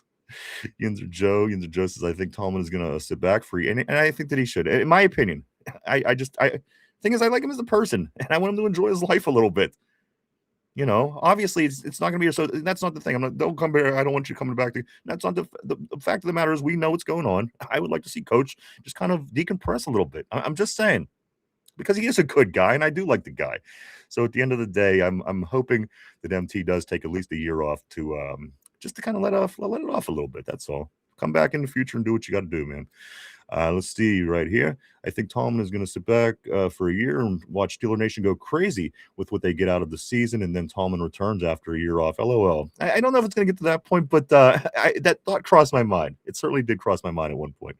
Georgian says, I so agree. Fresh and new can be a good change for us. And the thing about fresh and new, Georgian, look at, again, not just in the NFL. I made that point last week about all the teams that are still in there. They have a lot of fresh and new going on. Not everybody. Nothing's 100% across the board.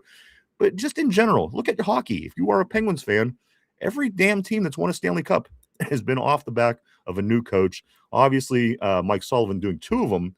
But every time, Badger Bob, 91. Scotty Bowman, 92. 08 was Michelle Terry, and he didn't get it done.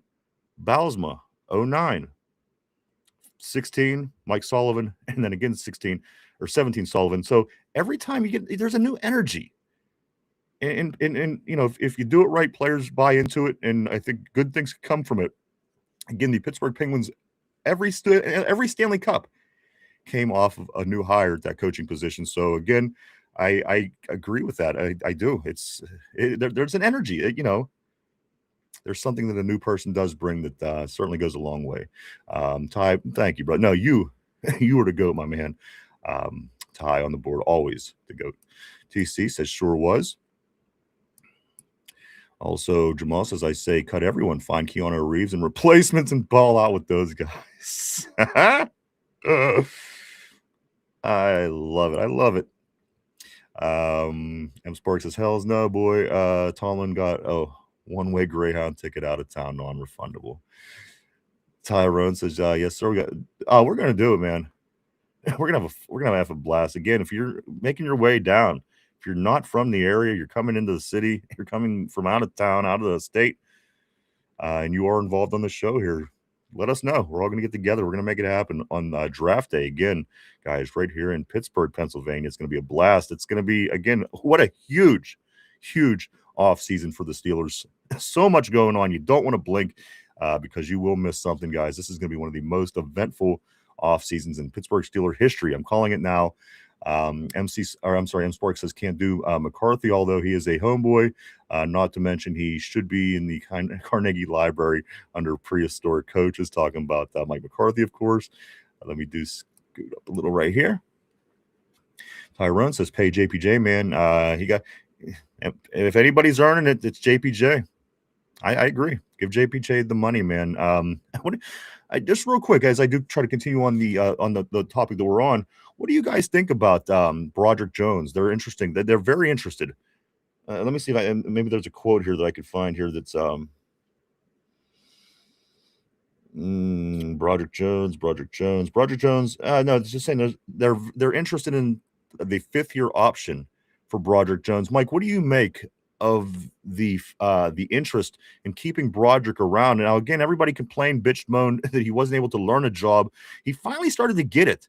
It went down with the Stingers this year. It ended up being worse injury, of course. And then Dylan Cook takes over the left tackle. Mike, if you're right there, what do you think about this 5th-year option for Broderick Jones? Are you down with it? Do you want to take another year to see what he got? Are you trying to let him go, use that money elsewhere? What's going to happen with Broderick Jones, and what do you think about this 5th-year option? I'm not a proponent of giving the 5th-year option. I don't know what it is off the top of my head, how much it would cost the team. If it's, cost beneficial, do it, But if not, I'm just not a big fan of him under that big of a, a cap hit. I'd bring him back on a prove it deal. You're right. Yeah, no, he's definitely in a prove it situation. I don't think that he did enough to I agree. I'm kind of right there with you, man. A couple of things I do want to say though before I do move on the terrible board. This is what it looks like as far as and let me do this. Cam Hayward named to the PFWA All AFC team, guys. That happened yesterday. Cam Hayward again, Mike, was named to the All PFWA All AFC team, and other personnel things that did happen in the meantime. This young gentleman, if I can find him. You know what? I'm going to go right here and I'm just going to roll it. Mike, these people right here, their contracts are up. They were on our practice squad. You may recognize a couple of these names. You might not recognize a couple of these names, but let me cough real quick. There we go. I spared you. Guys, so here we go. This is the list of practice squad players that are able to sign with other teams now as their contracts did expire. Trey Sermon, running back Trey Sermon, he is free to move around the league if anybody is interested in signing him. Jaheim Bell, the tight end. Trey Flowers, the cornerback. His contract is now up. Also, Brandon Johnson, the wide receiver. He could be signed by another team. Matt Sokol, the tight end. And here's the name I was looking for. The Steelers sign offensive lineman Satoa Lamua from the Seattle Seahawks, guys, on one of the reserve future contracts. So those are a few of the, again, more irrelevant. You're not going to really, these aren't big stories, but again, keeping up with your Steelers, keeping up day by day in this offseason. Those are the things that are happening. Those gentlemen from the practice squad can move at any time. Anybody can come and sign them. And again, we did bring in another offensive lineman to who knows what's going to happen between now and the end of August. So again, just the little things, little pieces and parts here, and they will certainly keep you updated on everything as we do that. Let me jump back on the board here.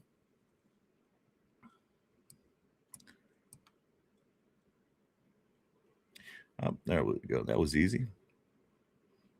Tortilla says Mike Tomlin will come back next.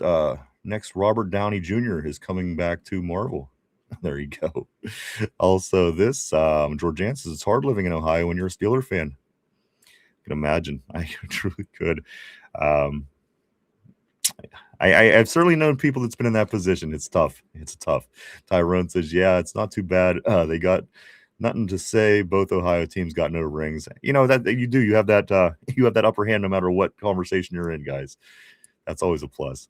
Georgianne says, my husband is a Bills fan and I'm a Steeler fan. It makes it hard in our house. Absolutely. And you see that so much, you know, in commercials and, you know, the guy and the gal, the wife and the husband, whatever the situation may be. And, you know, you always see the husband wearing one jersey and the wife wearing another jersey. I don't know how you guys survive. I don't know how you do it, but God bless you. More power to you on that. But you see it. And I always think to myself, how can I live with somebody that wasn't a Steeler fan? I don't know. I don't know if I could. But you guys seem to be holding up well. Good job. M. Sparks says, won't go to a Buccos game unless the tickets are free. I hate MLB. Fools need a salary cap just like every other fair sport. I agree. But Bucks for life. Yeah, that's kind of where I'm at. And I always said I'm not gonna spend any I'm not gonna give them any of my money unless they start to try to fix things. And they did. They went out and got 3 nice bats this offseason. So I'm considering maybe making the trek down to the stadium this summer. We'll certainly see on that. Steeler Freak says throwing snowballs during live play isn't annoying. It is sore competitive BS. I agree. It wasn't right, and it could F somebody up pretty bad. At the end of the day, I know, you know, come on, that's wrong, and it's criminal. I've seen guys throw batteries at people on the field, and again, those kinds of things are not acceptable on any level. I don't know why people think they could get away with that. TC says this: we never had a bottom gate game, thank God. A bottle gate game, the bottle game. Remember, they were throwing beer bottles at the. They loved their Browns so much. They threw stadium seats at their players. That's how they were in Cleveland.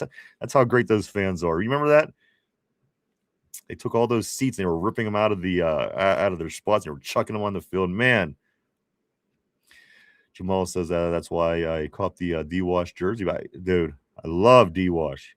Love some Darnell Washington.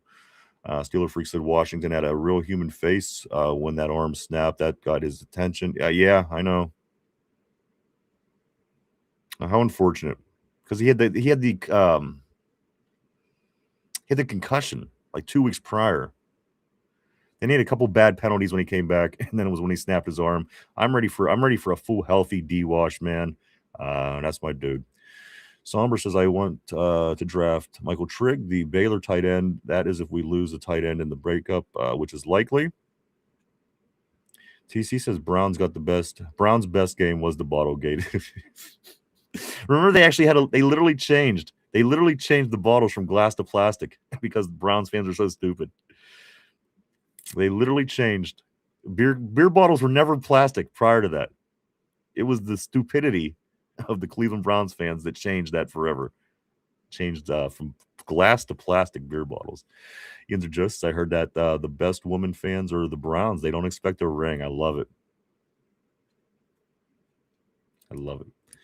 And Sparks says the Pens did make a great coaching move, and they continue to. And when they get too stale, they make a coaching move. And what happens every time they do? They win a Stanley Cup. Now, I'm not saying that hockey is football. It's not, but come on. Every time they brought in a new head coach, they went to the Stanley Cup at least. They only lost one, of course, winning 5. Big Slim, good one, Yinzer Joe. On the Browns women joke, Tyrone says, I'll be down there all 3 days as well. Nice. Yeah, we'll certainly communicate a lot in the next 3 months, dude. We're going to get things set up. Again, hope anybody else comes to town. Let us know. We're going to be having fun. Draft weekend. CTC says Steelers lost many games before Noel Cowher and Tomlin. Pittsburgh was patient. I remember this, dude, right? I mean, I don't remember the Steagles, but I know of the Steagles, and it was bad for a long time before the big 3. No two ways about that. They're all such a big part of this team. And again, 60 years and, still, things kind of tailed off and got stale. But so did with the no era too. Guys that are a little bit older like myself, you didn't love the Steelers in the 80s, the way that was playing out. Things get stale. You just got to update a little bit every now and then. We'll be all right. We will land on our feet again. We have a great franchise and a great organization. I have no problems believing that we'll land on our feet. We always do. Steeler Freak says B. Jones could be backing up or swing next year. Also, Tyrone says don't accept it. Don't accept it. Somber says Broderick is depth. He'll get cut if his final year isn't outstanding. That'd be something that if Broderick could really put it together. I mean, what if he came in and just had an amazing season at left tackle? You know, new team, new coach, new quarterback. You know, he really buys into it. It's nothing that he's trying to join into. Now he's kind of like one of the he's a veteran in a sense with this whole situation going on. You know, maybe that does something to the brain. We'll see if Broderick Jones can turn that around. That'd be something. Tyrone says yes, I agree. With Mike, maybe Mike. Yes, Mike. Mark Malone looked like Burbustros would be a third tier. Mark Malone's fifth option. Mark's also saying average of the third to the 20th highest paid tackles. The bust is under contract for the next year anyway, though. Corey says this is the only reason I'd be okay with Mike McCarthy as head coach. We were going to rebuild. He can draft pieces, but he's not going to put the pieces all together. So he drafts the guys and gets the pieces in place. Follows it up by saying he'd ultimately get fired because he sucks, but all the pieces would be there for the next guy. I'm not sure that the first-year head coach is going to get as much of leniency as he should in today's NFL. And Sparks says JPJ needs to hit the weight room, a.k.a. stop getting his grabby hands caught in the cookie jar. That's gotten better, though. A couple of things about JPJ that I do want to acknowledge. His grabby hands got a little better as this season went on, and he can certainly tackle a lot better than he did from previous seasons previously. I don't know if his dad takes him out back and tackles him, whatever the hell goes on, but his tackling is certainly improved. JPJ turning into the Ike Taylor that we all know and love. Again, with the hands or lack thereof hands, very good shutdown Ike Taylor type guy that got us through a lot of hard times, certainly in his era as well, Ike Taylor. Corey says this. He says, I don't want to waste a guy like Shula because he gets one or two losing seasons because we're building a squad. Look at Mayo. He built the team, and Vrabel came in and took the team to the AFC Championship. I mean, this team could win a Super Bowl. Realistically, think about it, guys. Say what you want about the Bills, but the Patriots, but they are legit probably going to be in the Super Bowl unless Jared Stidham can come along, a guy that hasn't thrown a single pass all season, the guy that is taking the place for Bo Nix in Denver this coming weekend as they host New England. So very interesting. TC says, I do remember that game. I remember that game, he says. I think that going back to the Browns game, Tyrone says M. Sparks, he's to go. JPJ barely had any flags. And that's what I'm saying. It's improved. And that was my big issue, of course, at first. And the thing is, having somebody like Mike and somebody on the show that's a fan of Penn State, that gave us more opportunities to really dig in and find out what the strengths and the weaknesses are of that particular player, because we would take digs at one another. So, by default, I learned a lot about him, and I am seeing him grow in the process. He's becoming more confident. Again, his tackling is becoming it's day and night compared to what it was. And also those hands, they're getting better. Very Ike Taylor-like at this stage. If he could make a few improvements maybe with his hands or whatever, he could be better than that. And again, I don't think anybody could argue that Ike Taylor was a nice fit for the Steelers for quite a few years here in Pittsburgh. TC says people were throwing them seats when they yes, you remember that? They were throwing them seats out onto the field, and they were the long bleacher seats too. It wasn't even like individual seats. They were taking them long-ass bleachers, throwing them onto the field. What a mess, that Cleveland. M. Sparks says, I hear Yana at throwing old boy, but he still needs to come over a McCrib and learn how to catch. Oh, okay, I got you. Yes, he does. He certainly does. M. Sparks, Tyrone, Steeler Menace. Let Broderick Jones and Dylan Cook battle it out. I'm going to be real honest. I like Dylan Cook. He played really well when he stepped in for Jones. No complaints from me at all. And even up to that last game when we was getting blown off the ball, can you really fault a guy that literally played 3 games in his NFL career against that damn defense that we faced with Houston? I guess if you're going to take a moral victory away, you got to say that guy kind of held his own. Yes, he got blown off the ball like everybody else did, like Siamalu did. like Frazier did. But at the end of the day, that's to the credit of Houston. What a defense. And unfortunately, their offense didn't allow them to proceed past New England, which I think a lot of us would have liked to see New England lose. But that's not the worst idea, unless there's a free agent or somebody that you have your eye on, somebody that's established, accomplished, somebody that you know is successful, or something other than that. But I couldn't agree more. Those two probably should duke it out in camp. Somber, if you're still complaining about JPJ in 2026, you don't know ball. Sparks says Ike Taylor had a set of Butterfinger. Dude, it's the same guy. It's the same guy. Convince me that JPJ and Ike Taylor, they were the same numbers. Ike and Joey Porter Sr. were very good friends. Same build, basically. You know, put on a few muscle pounds. I think he looks a lot like Ike Taylor. So again, very, very similar guys. JPJ, Ike Taylor. So I don't think we're in a bad position with that. Mark Malone says need to lock Cook up long term. I mean, I still want to see a little bit more of him. Obviously, he came off great. You know, who plays that well in their first couple games in the NFL? He did. But again, we'll take a little bit. Yeah, Mike. I'd say, yeah, and Dylan, though, he is older. He's like 28, 29. He's been developing for years and years. Started off as like, a quarterback in college, and they converted him to a tackle throughout his career. So he's still a work in progress. Well, 28 doesn't necessarily mean bad. You know what I mean? But you're right. He's still a work in progress. I'm done giving the guys that are 30 plus top dollar. I'm just done with this.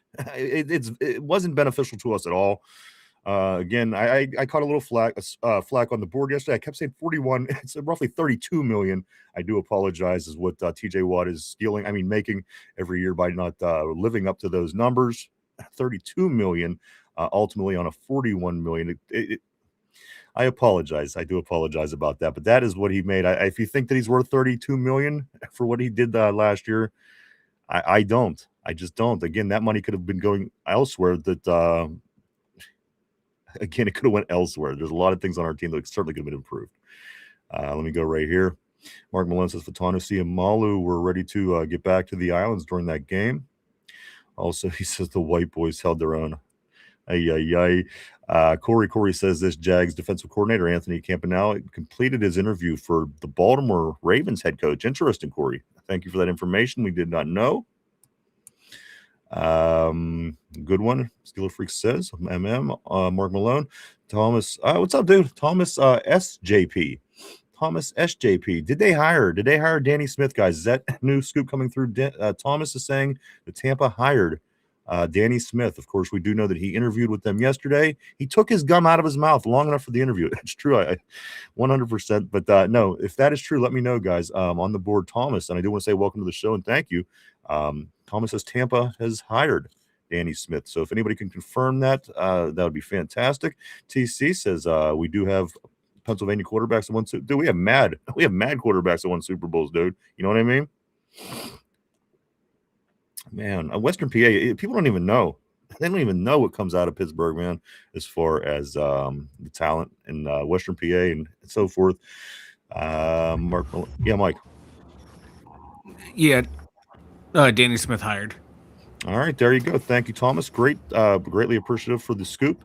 Danny Smith is a Tampa Bay Buccaneers assistant coach right now, guys. There you go. Danny Smith. I got specialist. I'm good. What's that? Yeah. What? Danny Smith, guys, is an assistant coach on the Tampa Bay Buccaneers. So there you go, guys. The things are moving. The wheels are moving. No time to be can't be neutral on a moving train, according to the system of a down, guys. So there you go. Things are happening. Things are changing. Danny Smith, of course, one of the more beloved, I think, coaches because of his antics and running around and just being intense, being into it, chewing a lot of gum. He is now with the Tampa Bay Buccaneers, guys. So good luck to Danny. Good luck to Coach Smith moving forward, as that is unfortunate for us. I know a lot of people do like him. TC says, we do for sure. Mark Malone says 27. 27 is the age of Dylan Cook. I'm guessing was what that response is to. Shit, I guess he turned 28 on the 11th. Close enough. Tyrone says, hope 90 have a bounce back year. And you know what? If he does, and we're going to pay him, and he's going to be here, he better. He just didn't have, again, if we're trying to beat Myles Garrett out for $1, you better be playing damn good football, and you better be giving Myles Garrett a run for his money if you want Myles Garrett money at the end of the day. And again, that's Patrick Mahomes money as well. I don't know. I don't know if he does. I don't know if he earned it. That's all I'm going to say. Tyrone says, no, not Danny Smith. Corey says, Mike Tomlin leaving made me okay with letting go of everyone and everyone if need be. Anyone and everyone if need be. That was the Band-Aid that needed to be ripped off to soften the blow of any departure. Trade TJ.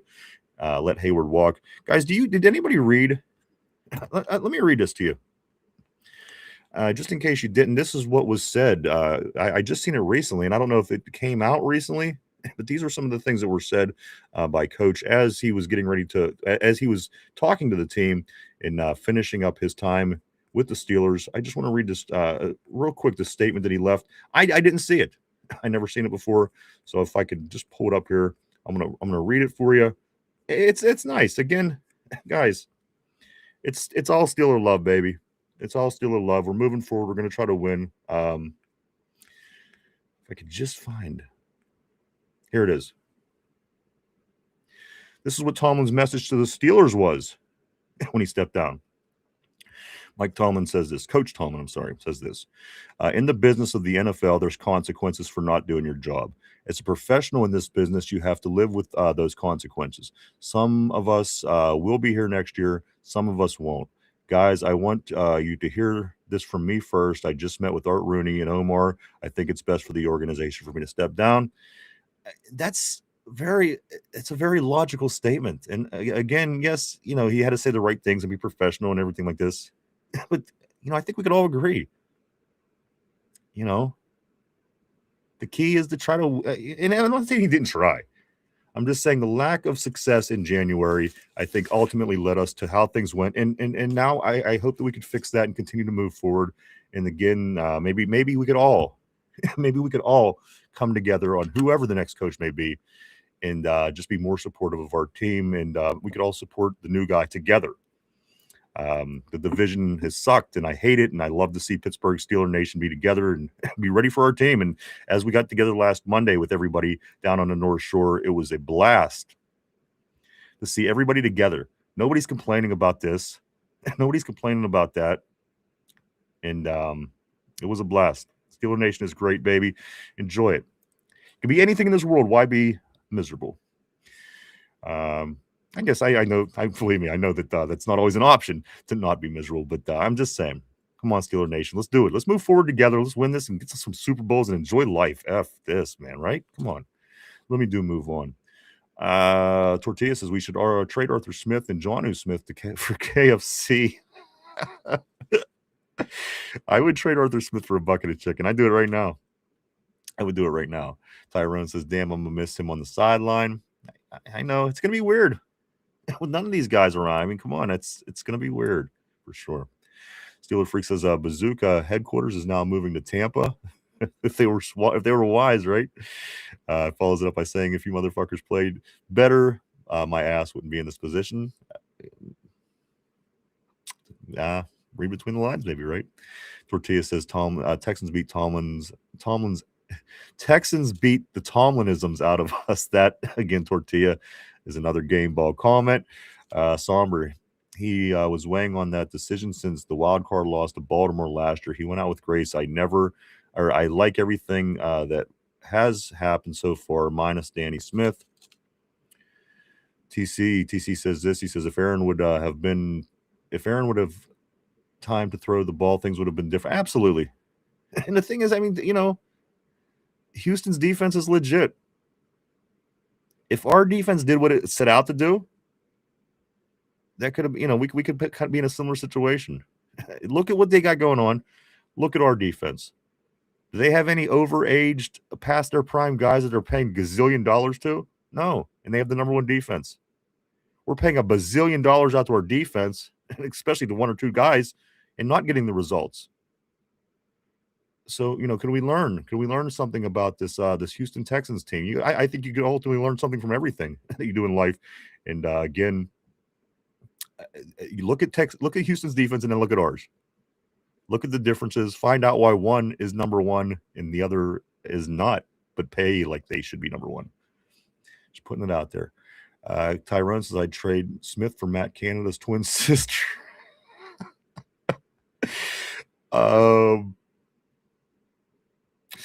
Tortilla, shoot for the whole block. What Tyrone Somber says, I don't know, but it was pretty hilarious, guys. Matt Canada's sister catching strays. End of days. TJ Watt needs to be traded. I agree. Ultimately, I agree. That's way too much money for the results you're getting. If it's one of these years where he plays to that level of being paid Patrick Mahomes money, by all means, let's do this. Let's run it back. But the fact of the matter is he's not getting any younger. He's not getting any faster. And he kind of runs like Frankenstein with those long legs. But again, that's just a whole other thing for a whole other day, guys. But I agree. If you want to improve, you got to make the changes. You can't be afraid to change. There's going to be a risk factor in everything we do in life. You know that. M. Sparks says this, need to raise the football IQ organization. I agree. Ultimately, I agree. And that's not bad-mouthing anybody. That's just, I think, facts. Tyrone says, yeah, I don't know how I feel about that. TJ right now, not going to lie. If he was more involved in big game situations, he's just not. Last year in that 5-game stretch, he had none. He had no sacks throughout that whatever the period of time was that it was. This year, come crunch time, did TJ Watt earn that $35 million? Did he make that big play? Okay, an interception did land in his chest. I give him that. But I'm talking about the punch outs, the forced fumbles, the scoop and scores, all those things that you expect from a guy that makes top dollar. He made, prior to these few other contracts, more money than anybody else that wasn't a quarterback in the league. That means he should pretty damn well be pretty dominant, right? If you're getting paid that much money and you're a defensive player, you should be dominant week in, week out. No excuses, in my opinion. Guys getting older, a little bit past his prime, maybe on the decline. I think maybe these opportunities to maybe move him and free up that money to try to, have your new vision of what you want from this team. I don't think it should be out of the question. Whether it happens or not, whether we support it or not, I think it should certainly not be out of the question. It should be looked at, and again, it may benefit us. It may benefit if it's good. And it's like, it's kind of my argument with Tomlin. What if it benefits us? Everybody's always going to say, well, what if he goes? We're not going to be able to do this. What if TJ goes? What if it benefits us? What if things get better? Risk is a good thing sometimes, guys, especially when it works in your favor. And, everybody else is taking risks and they're moving forward. New England's taking risks. Again, they're going to be in the Super Bowl probably. Take some risks, guys. We have to. You have to. We can't sit on our hands like we have for years and years and years and not allow anything to move forward. And it's just a very conservative way in a league that's constantly moving. I'm just saying, you got to be willing to adapt and move along. Let me grab this one here.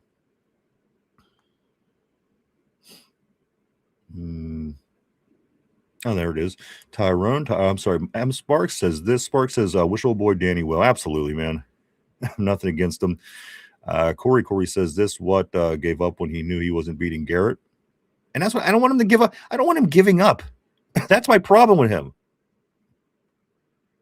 He realized he was down and he wasn't going to get, so come on. I don't know. Sometimes it's just a good thing. Get that new blood in a situation. And I know it's not going to be a popular decision. People love TJ Watt, guys, and you're going to get that argument and that debate all the time. But like I say, zoom out and look at it a little bit from the bigger picture. Somber. Everyone above 30 is on the chopping block. Sorry, not sorry. Time for change. Me too. Everybody above 30 should be on the chopping block. They should be. You're trying to compete around the league. These guys, these young studs. And we're paying $1 jillion to guys that are all, past their prime, technically. That's a problem. Tortilla says this. He hurt his foot before those 5 games, right? He hasn't been the same. He hasn't been the same since. I think that's what it was. There was an injury in there. Yes, was it the foot? I'm not remembering. TC says we need better edge rushers like Green and Quake and Quiver. Remember they called them 2 guys, Greg Lloyd and Kevin Green, Quiver and Quake. John says Ramsey, TJ, Hayward, Rogers are just a few that need to go. I mean, if you're talking old, past that 30-point number, certainly 3 that land in that category. Tyrone, to be fair, he's been better than Garrett his whole career. He has more interceptions. I like that. And all the other numbers, they're very close. And you have to ask yourself, when you watch Myles Garrett play, doesn't he seem to be wrecking things in the middle? Isn't things, he always seems to be, I don't know, he wrecks shit, and I like that. Again, Watt is getting kind of predictable, in my opinion. Very predictable. And as you become predictable, you become easier to defend and block. And that seems to be the case. Myles Garrett, he's here, he's there, he's on the end, he's in the middle, he's at the tackle position, he's stunting, he's everything. And believe me, I don't usually show love to Browns or Myles Garrett. I'm just, for the sake of the argument and the conversation today, is why I went there. I think that he wrecks shop. When you watch Myles Garrett in the middle of that defensive line, that interior line, dude's in there wrecking shop, man. And but you're not wrong. To this point, TJ's numbers all have been better for the most part. So Mark Malone, we're stuck with that contract through next year. Tortilla says this TJ was Defensive Player of the Year front runner last year until he hurt his foot. Is that how it played out? I don't remember. It was just such a bad taste left in my mouth from those 5 last games, losing out.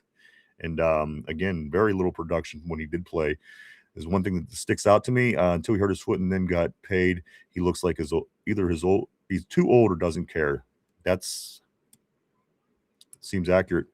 And today's, who do you think we will sign?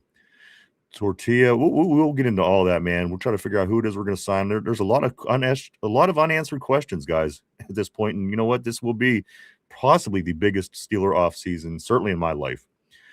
So we will certainly get into all that and so much more. As far as coaches, as far as players, is that what you're asking?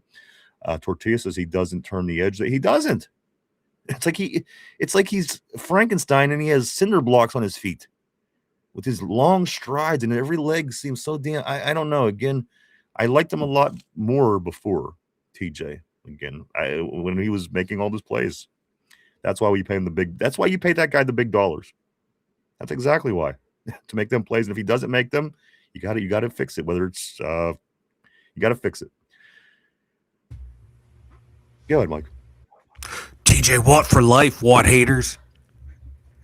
Tongue from Mill, he says Brown Stadium is Cleveland's biggest bar. Now it's going to be the biggest toilet because they're putting a retractable roof or some shit over Cleveland. It is going to be now this country's largest toilet with the roof that goes up and down just like a toilet seat does. Steeler Freak says Patrick Queen can't go too. What do you guys think about Patrick Queen? I know a lot of people. I know there's different opinions. I know some people want him the hell out of here. They don't think he's doing well. Other people think he's doing solid. I personally think he's doing solid. And again, if we have to make a bunch of other moves, I don't mind PQ being around another year. But again, if you can improve on him, I'm for it. But it just seems to me that there's other things that we're going to want to focus on. And again, I don't hate PK or PQ. He wasn't quite what I thought he was going to be when he came. But again, at the end of the day, I think he's serviceable and he's solid in the middle, and he makes a lot of plays. He truly does. But like our defense, he got burned on a lot too. So I don't know if I'm going to bring it down to an individual thing for Patrick Queen. Mike? Yeah, he's too hit or miss for me. You know what I mean? Like one game he's lights out. Like, oh my God, this is why we got him. And then there's other games like, bro, what are you doing? Yeah. So I don't know. I'm still okay with. We need like a. I'm still okay with Queen at this point. John I'm okay with him.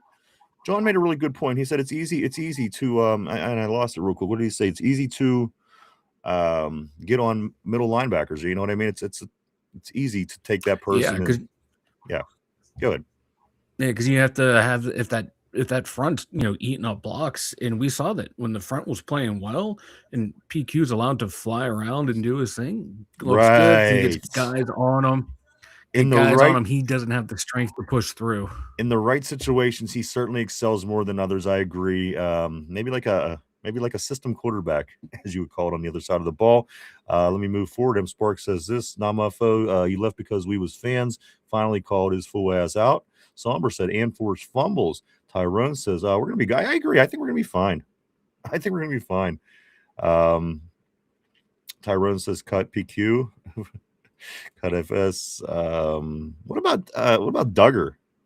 After that give up in Cleveland, when he turned his back on the guy that caught the ball on the 1 yard line for the touchdown, that ultimately was the game, as we lost 13-6. But Duggar showed such great signs early on. You guys are a proponent of bringing Duggar back? You guys, you support this, Mike? Do you like Kyle Duggar? Let's see. M Sport. Right? I don't know. I liked him early. Right. Late, no. I'm bring him back. You can bring him back cheap. Yeah, And, absolutely. if he's not performing well, you can get rid of him. I think that's going to be the key with him. The guys are saying Mark Malone saying that Elliott will be back. Of course, Deshaun Elliott. Somers saying, same with Clark. And you know what, Chucky Clark, he could kick rocks in my opinion. The guy's a hammer. He will hit you hard. Same with Julius Peppers or Jabril Peppers. But there's a lot to be left to be desired with those guys back there. I think that Chuck Clark is probably going to be gone. And again, Jabril Peppers, was there a special teams play that he didn't get called for a penalty all season? I don't know. I mean, the guy was, believe me, he was a hammer. But at the end of the day, guys, you got to take the bad with the good with some of them guys. And that was the case, I thought, with Jabril Peppers, Mike, as he was penalty after penalty after penalty, and you knew where it was coming on special teams. You kind of knew it was going to be Peppers. Yeah, like he can go. Duggar, I bring him back because now if Elliott's going to play, you don't have to use Duggar as your main guy. Right. He can fall into his role of being a backup situational player. All right. Let's move on the board here. A lot of stuff still coming, guys. I do thank everybody for coming and hanging out and checking us out today. We certainly appreciate each and every one of you. We truly, honestly do. Let me move on. M Sparks saying Ryan Garrett is aging better than T. Absolutely. That's a great way to put it. Miles still looks like he's getting a little bit better all the time. TJ, not so much. I'm just saying, I know a lot of people love him, and I know this is a touchy, but again, let's start calling it the way we see it, guys. Let's be honest, and I don't think I could disagree with that. M Sparks, good comment. Tyrone says TJ DKJ Ram reconstruct. Mark Malone says the forced fumbles are his thing. For sure, punching that ball out. And if you're not getting those punch outs, is that $32 million? Is that worth it to you this year?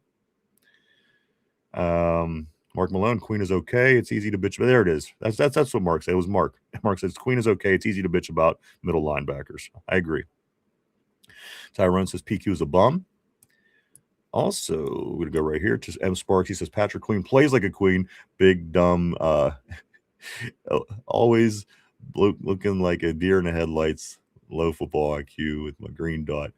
Yo, M Sparks, man, he really throws with and again, it takes me a while. I went back yesterday and found that fish-eyed fool later on in the day, and I loved it. I was calling everybody a fish-eyed fool all the rest of the day. I had my buddy I was texting in the evening. Everybody was a fish-eyed fool after I read that. Somber says Duggar can kick rocks. Somber also says same with Clark. Elliott will be back for sure. Tortilla, there better be a warrant for Duggar's arrest in Pittsburgh. Mark Malone, Fidel Castro can back him up. Where did that Castro go? Did he come back? I know Castro did go down to Tampa for a while. I don't remember if he came back here or not, though. Of course. Yeah, Mike. I can't remember. I can't remember. And for some reason, I think a lot of draft picks that they have. For some reason, I think I wouldn't surprise if they draft a safety early. For some reason, I do think that Castro is back in the organization, but I could be wrong. Let's go right here. M Sparks says Duggar, hometown discount or go Greyhound. TC says these DBs don't turn their head around, end up. Why aren't these guys turning their head? I seen guys doing it by the book last night in that national championship game. The way these guys turn their head to prevent a pass interference call. Why the guys in the pros don't do this? And I get it. Everybody moves so much faster and things are so much more skilled. but guys just don't turn their heads around anymore. And that's, again, you do that, you learn to do that, and you don't get these pass interferences called on you. I don't understand why this isn't stressed more within in the league while coaching your team and things like this. Again, college, they were doing it nice last night. The way them DBs they got the head around, they were able to, they got a little, it was a little lenient with their hands because they were turning their heads around. And again, very impressed with the way that some of them kids were playing last night in the Indiana-Miami game. Let me go right to here. Tortilla, I'd bring back Ramsey and Elliott, fill out the backups with a cheap free agent or late picks. Tortilla, if we don't bring Ramsey back, I'll be happy. TC, Law, and Rivas were taught to try. Dude, that's why Law and Rivas were the two of the best ever. You know what I mean? Say what you will. Say what you will about them quip fellas, man. I'm going to go right here to Somber. Somber says this: Danny Smith told me one time that companies would send him big boxes of gum, and he'd chew gum out of those boxes until they lose a game. Then he'd move that box out of his office and start on a new one. That's wild, man. Wow, that's Brooke Pryor. Sources Brooke Pryor. Thank you for that, Somber. That's pretty awesome, and it's hilarious. It's hilarious. Tampa Bay better be ready to supply the gum, I guess. Mark Malone, Tyrone, the GOAT. Mark Malone says he's back. End of days. Mark Malone sucks. Tortilla says he wears 49 now, I think. Talking about Castro, of course. M. Sparks says, I'm excited about Castro. I think he is on the practice squad. And I was kind of bummed when we lost him. Tampa did claim him briefly. And I thought, I kind of liked him. A young guy back there. But Mark Malone is saying he was on the active roster. So I don't know. I don't know what's going on. We'll have to look at the depth chart at some point. Mark Somber says, yeah, Bruner is 44 and Castro is 49. That's right.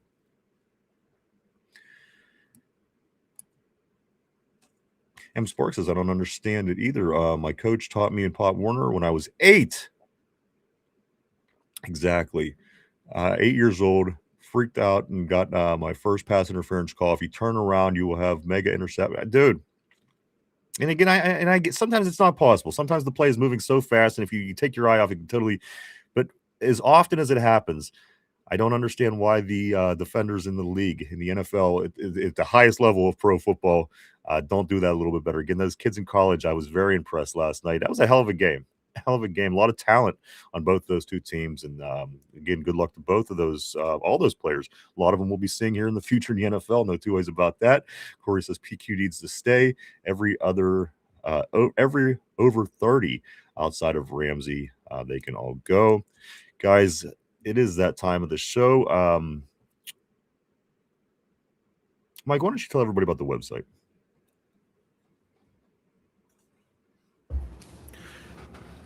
You want to hear about the website? You want to go over to the 2dumyinzers.com. You got the dumb thoughts, all of our social media links, merch, the 2dumyinzers.com. All right, guys, this is you know what, I'm throwing you a softball on this one. And when I was trying to throw the trivia together this morning, I kept it national championship, but it's easy national championship. Of course, a lot of our trivia is Steelers and NFL teams, so this is an easy one. It's college, but it was because we had the national championship. I think that everybody should get it. If you don't, you know what, that's cool. But if you do, I think this is a pretty simple one, guys. Let's get into the trivia part of the day. And it, again, is going to be related to the national championship game that we watched last night. The big Indiana win 27-21 over Miami. Put on your thinking caps, everybody. Mike, everybody at home, everybody on the board. Here we go. This is the question of the day. Indiana, Ohio State, Michigan. Who was the last team to win a national championship not from the Big Ten? Don't shout your answer out, Mike, if you do know it. If you don't, if you think you got it, throw your answer or your guesses up on the board, guys. Question of the day: Indiana, Ohio State, Michigan. Who was the last team that was from the that wasn't from the Big Ten to win the national championship, guys? I think it's relatively easy, but maybe make you think a few because, again, year by year, it's difficult for myself at least. Like, who the hell won the Super Bowl last year? Who the hell did this? Guys, again, which was the last non-Big Ten team to win the national championship in college football? That's the question of the day.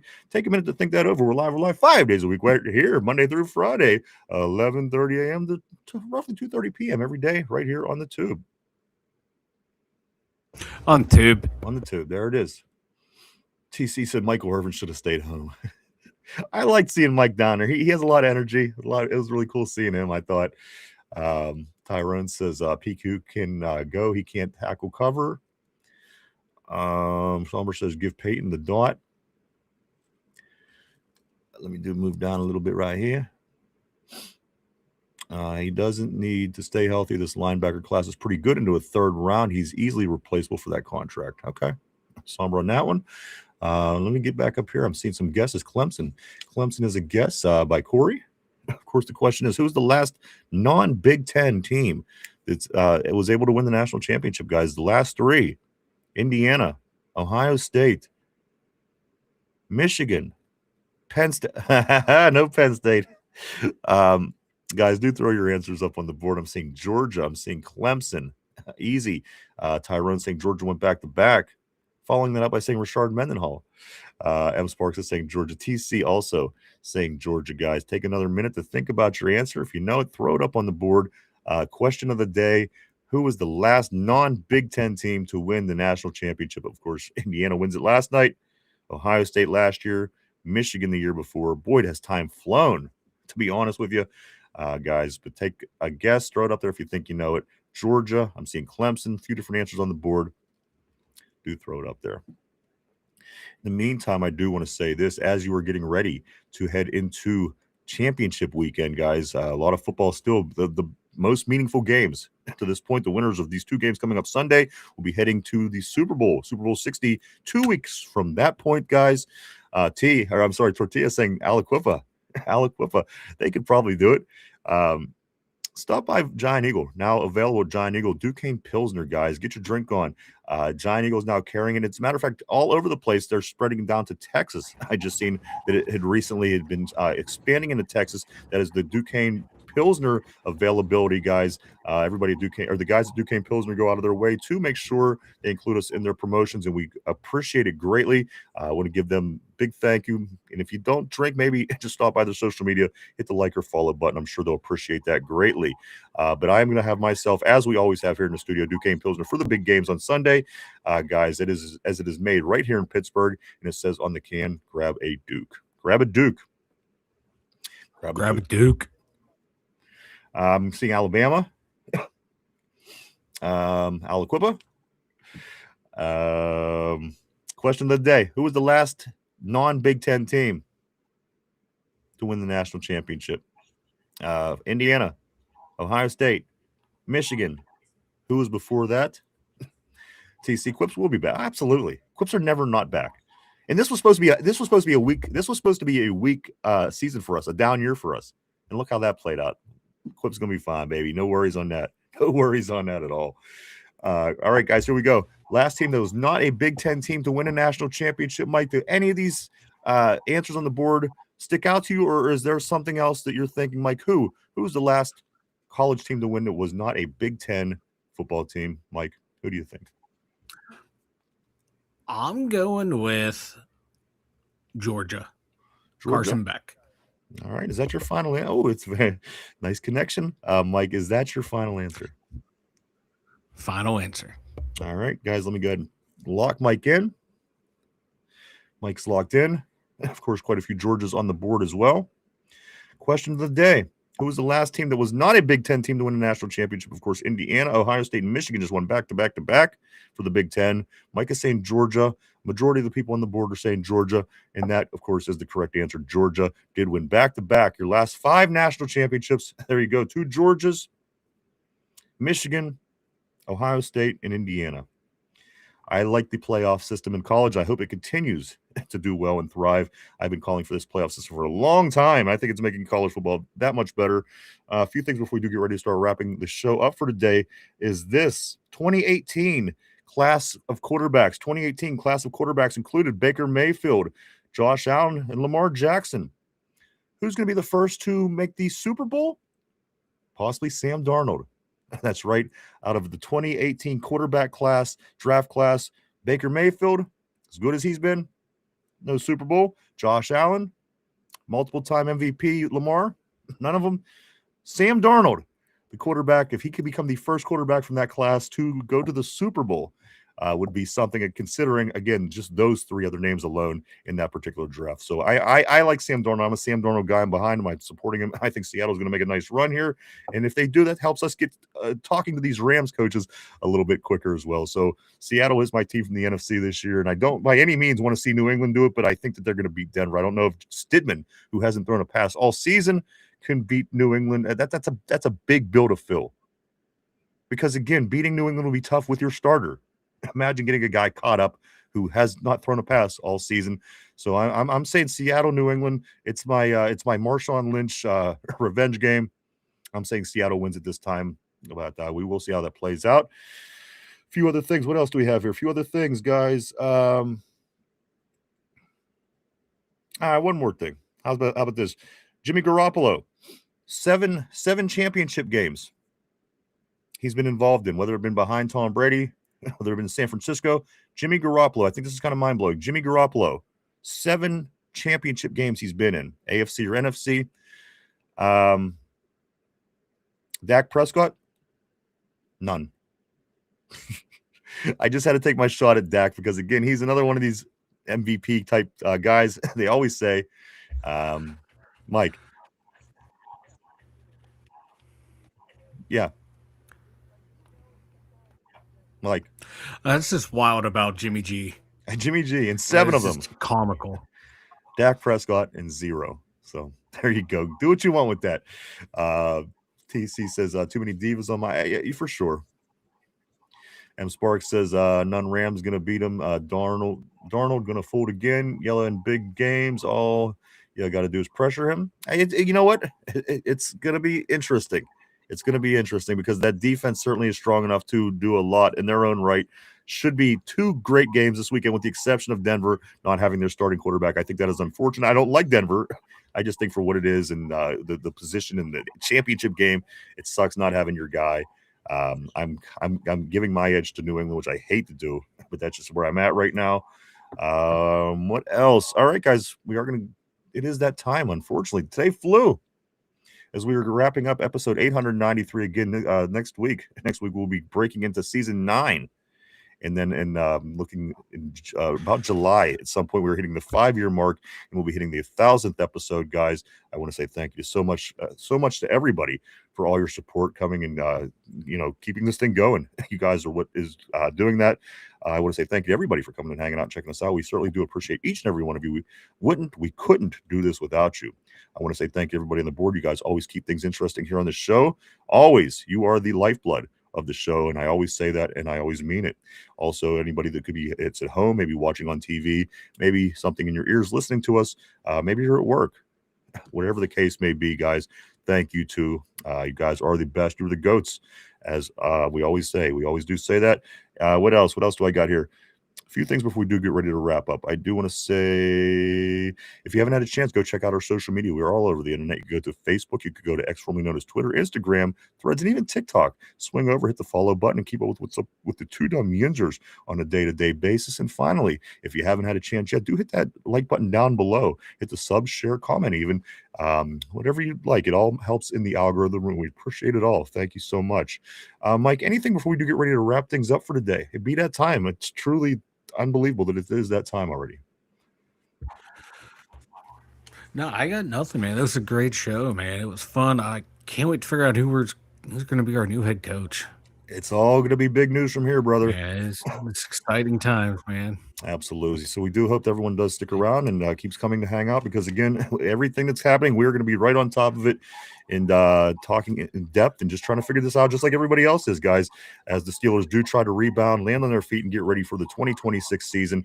We got big off-season things here, though. What does that sound? Mike, kill your mic for just a second, please. He had a whole thing going on over there. Where was I going with that? Yes, we have the draft, we have free agency, we have all kind of things, guys. All kind of things. It's all coming up. So we hope that you do stick with us moving forward as this does go all year round. And we will be getting ready for again that 2026 season when it gets here. But I think this offseason is going to go fast. Very eventful. It's a very eventful, lot of changes. And it's going to be a quick one. I do believe that, guys. We'll be back tomorrow at our regular time to do it all over again. It truly honestly is great to be able to talk with everybody, guys. We'll be back tomorrow to do it all over again right here at our normal time. Let me grab a couple more of these messages as we do get ready to walk out the door for the day. Jamal says, oh, damn, we still alive? Also, TC, have a great day, brother. Enjoyed that. Thank you, my man. I enjoyed you as well. I enjoyed your company, and I look forward to seeing you back, TC, my man, my Alicopa neighbor. M. Sparks, Yins, my man. Also, tortilla, shrimp, fried rice for life, baby. That's right. Corey says, let's go. I'm betting on Clay Kubiak as the Steelers head coach, 26-27. Somber, take it easy, my man. Guys, thank you so much again. I can't wait to see everybody tomorrow. We hope to see you back at our regular time on the Wednesday installment of the Two Dumb Yinzers. We're going to continue to break all the get all the new scoop, get it out there, and again try to figure out what the hell is going to happen next for our team. I think we land on our feet, guys. Big season coming up ahead. Big season loading for the Steelers. That's my opinion on that. Mike, one more time. Anything before we wrap it up, dude? I got nothing, man. It's a great show, everyone. Take care. See you again tomorrow. All right, guys. Thank you so much again. I hope to see everybody back tomorrow. We'll be back at our regular time. For Derpy, for Finch, who will be here at the end of the week, they will be back. Mike, Vanilla, myself, the Two Dumb Yinzers. Have a great Tuesday. Stay safe. We'll see you tomorrow. Bye-bye.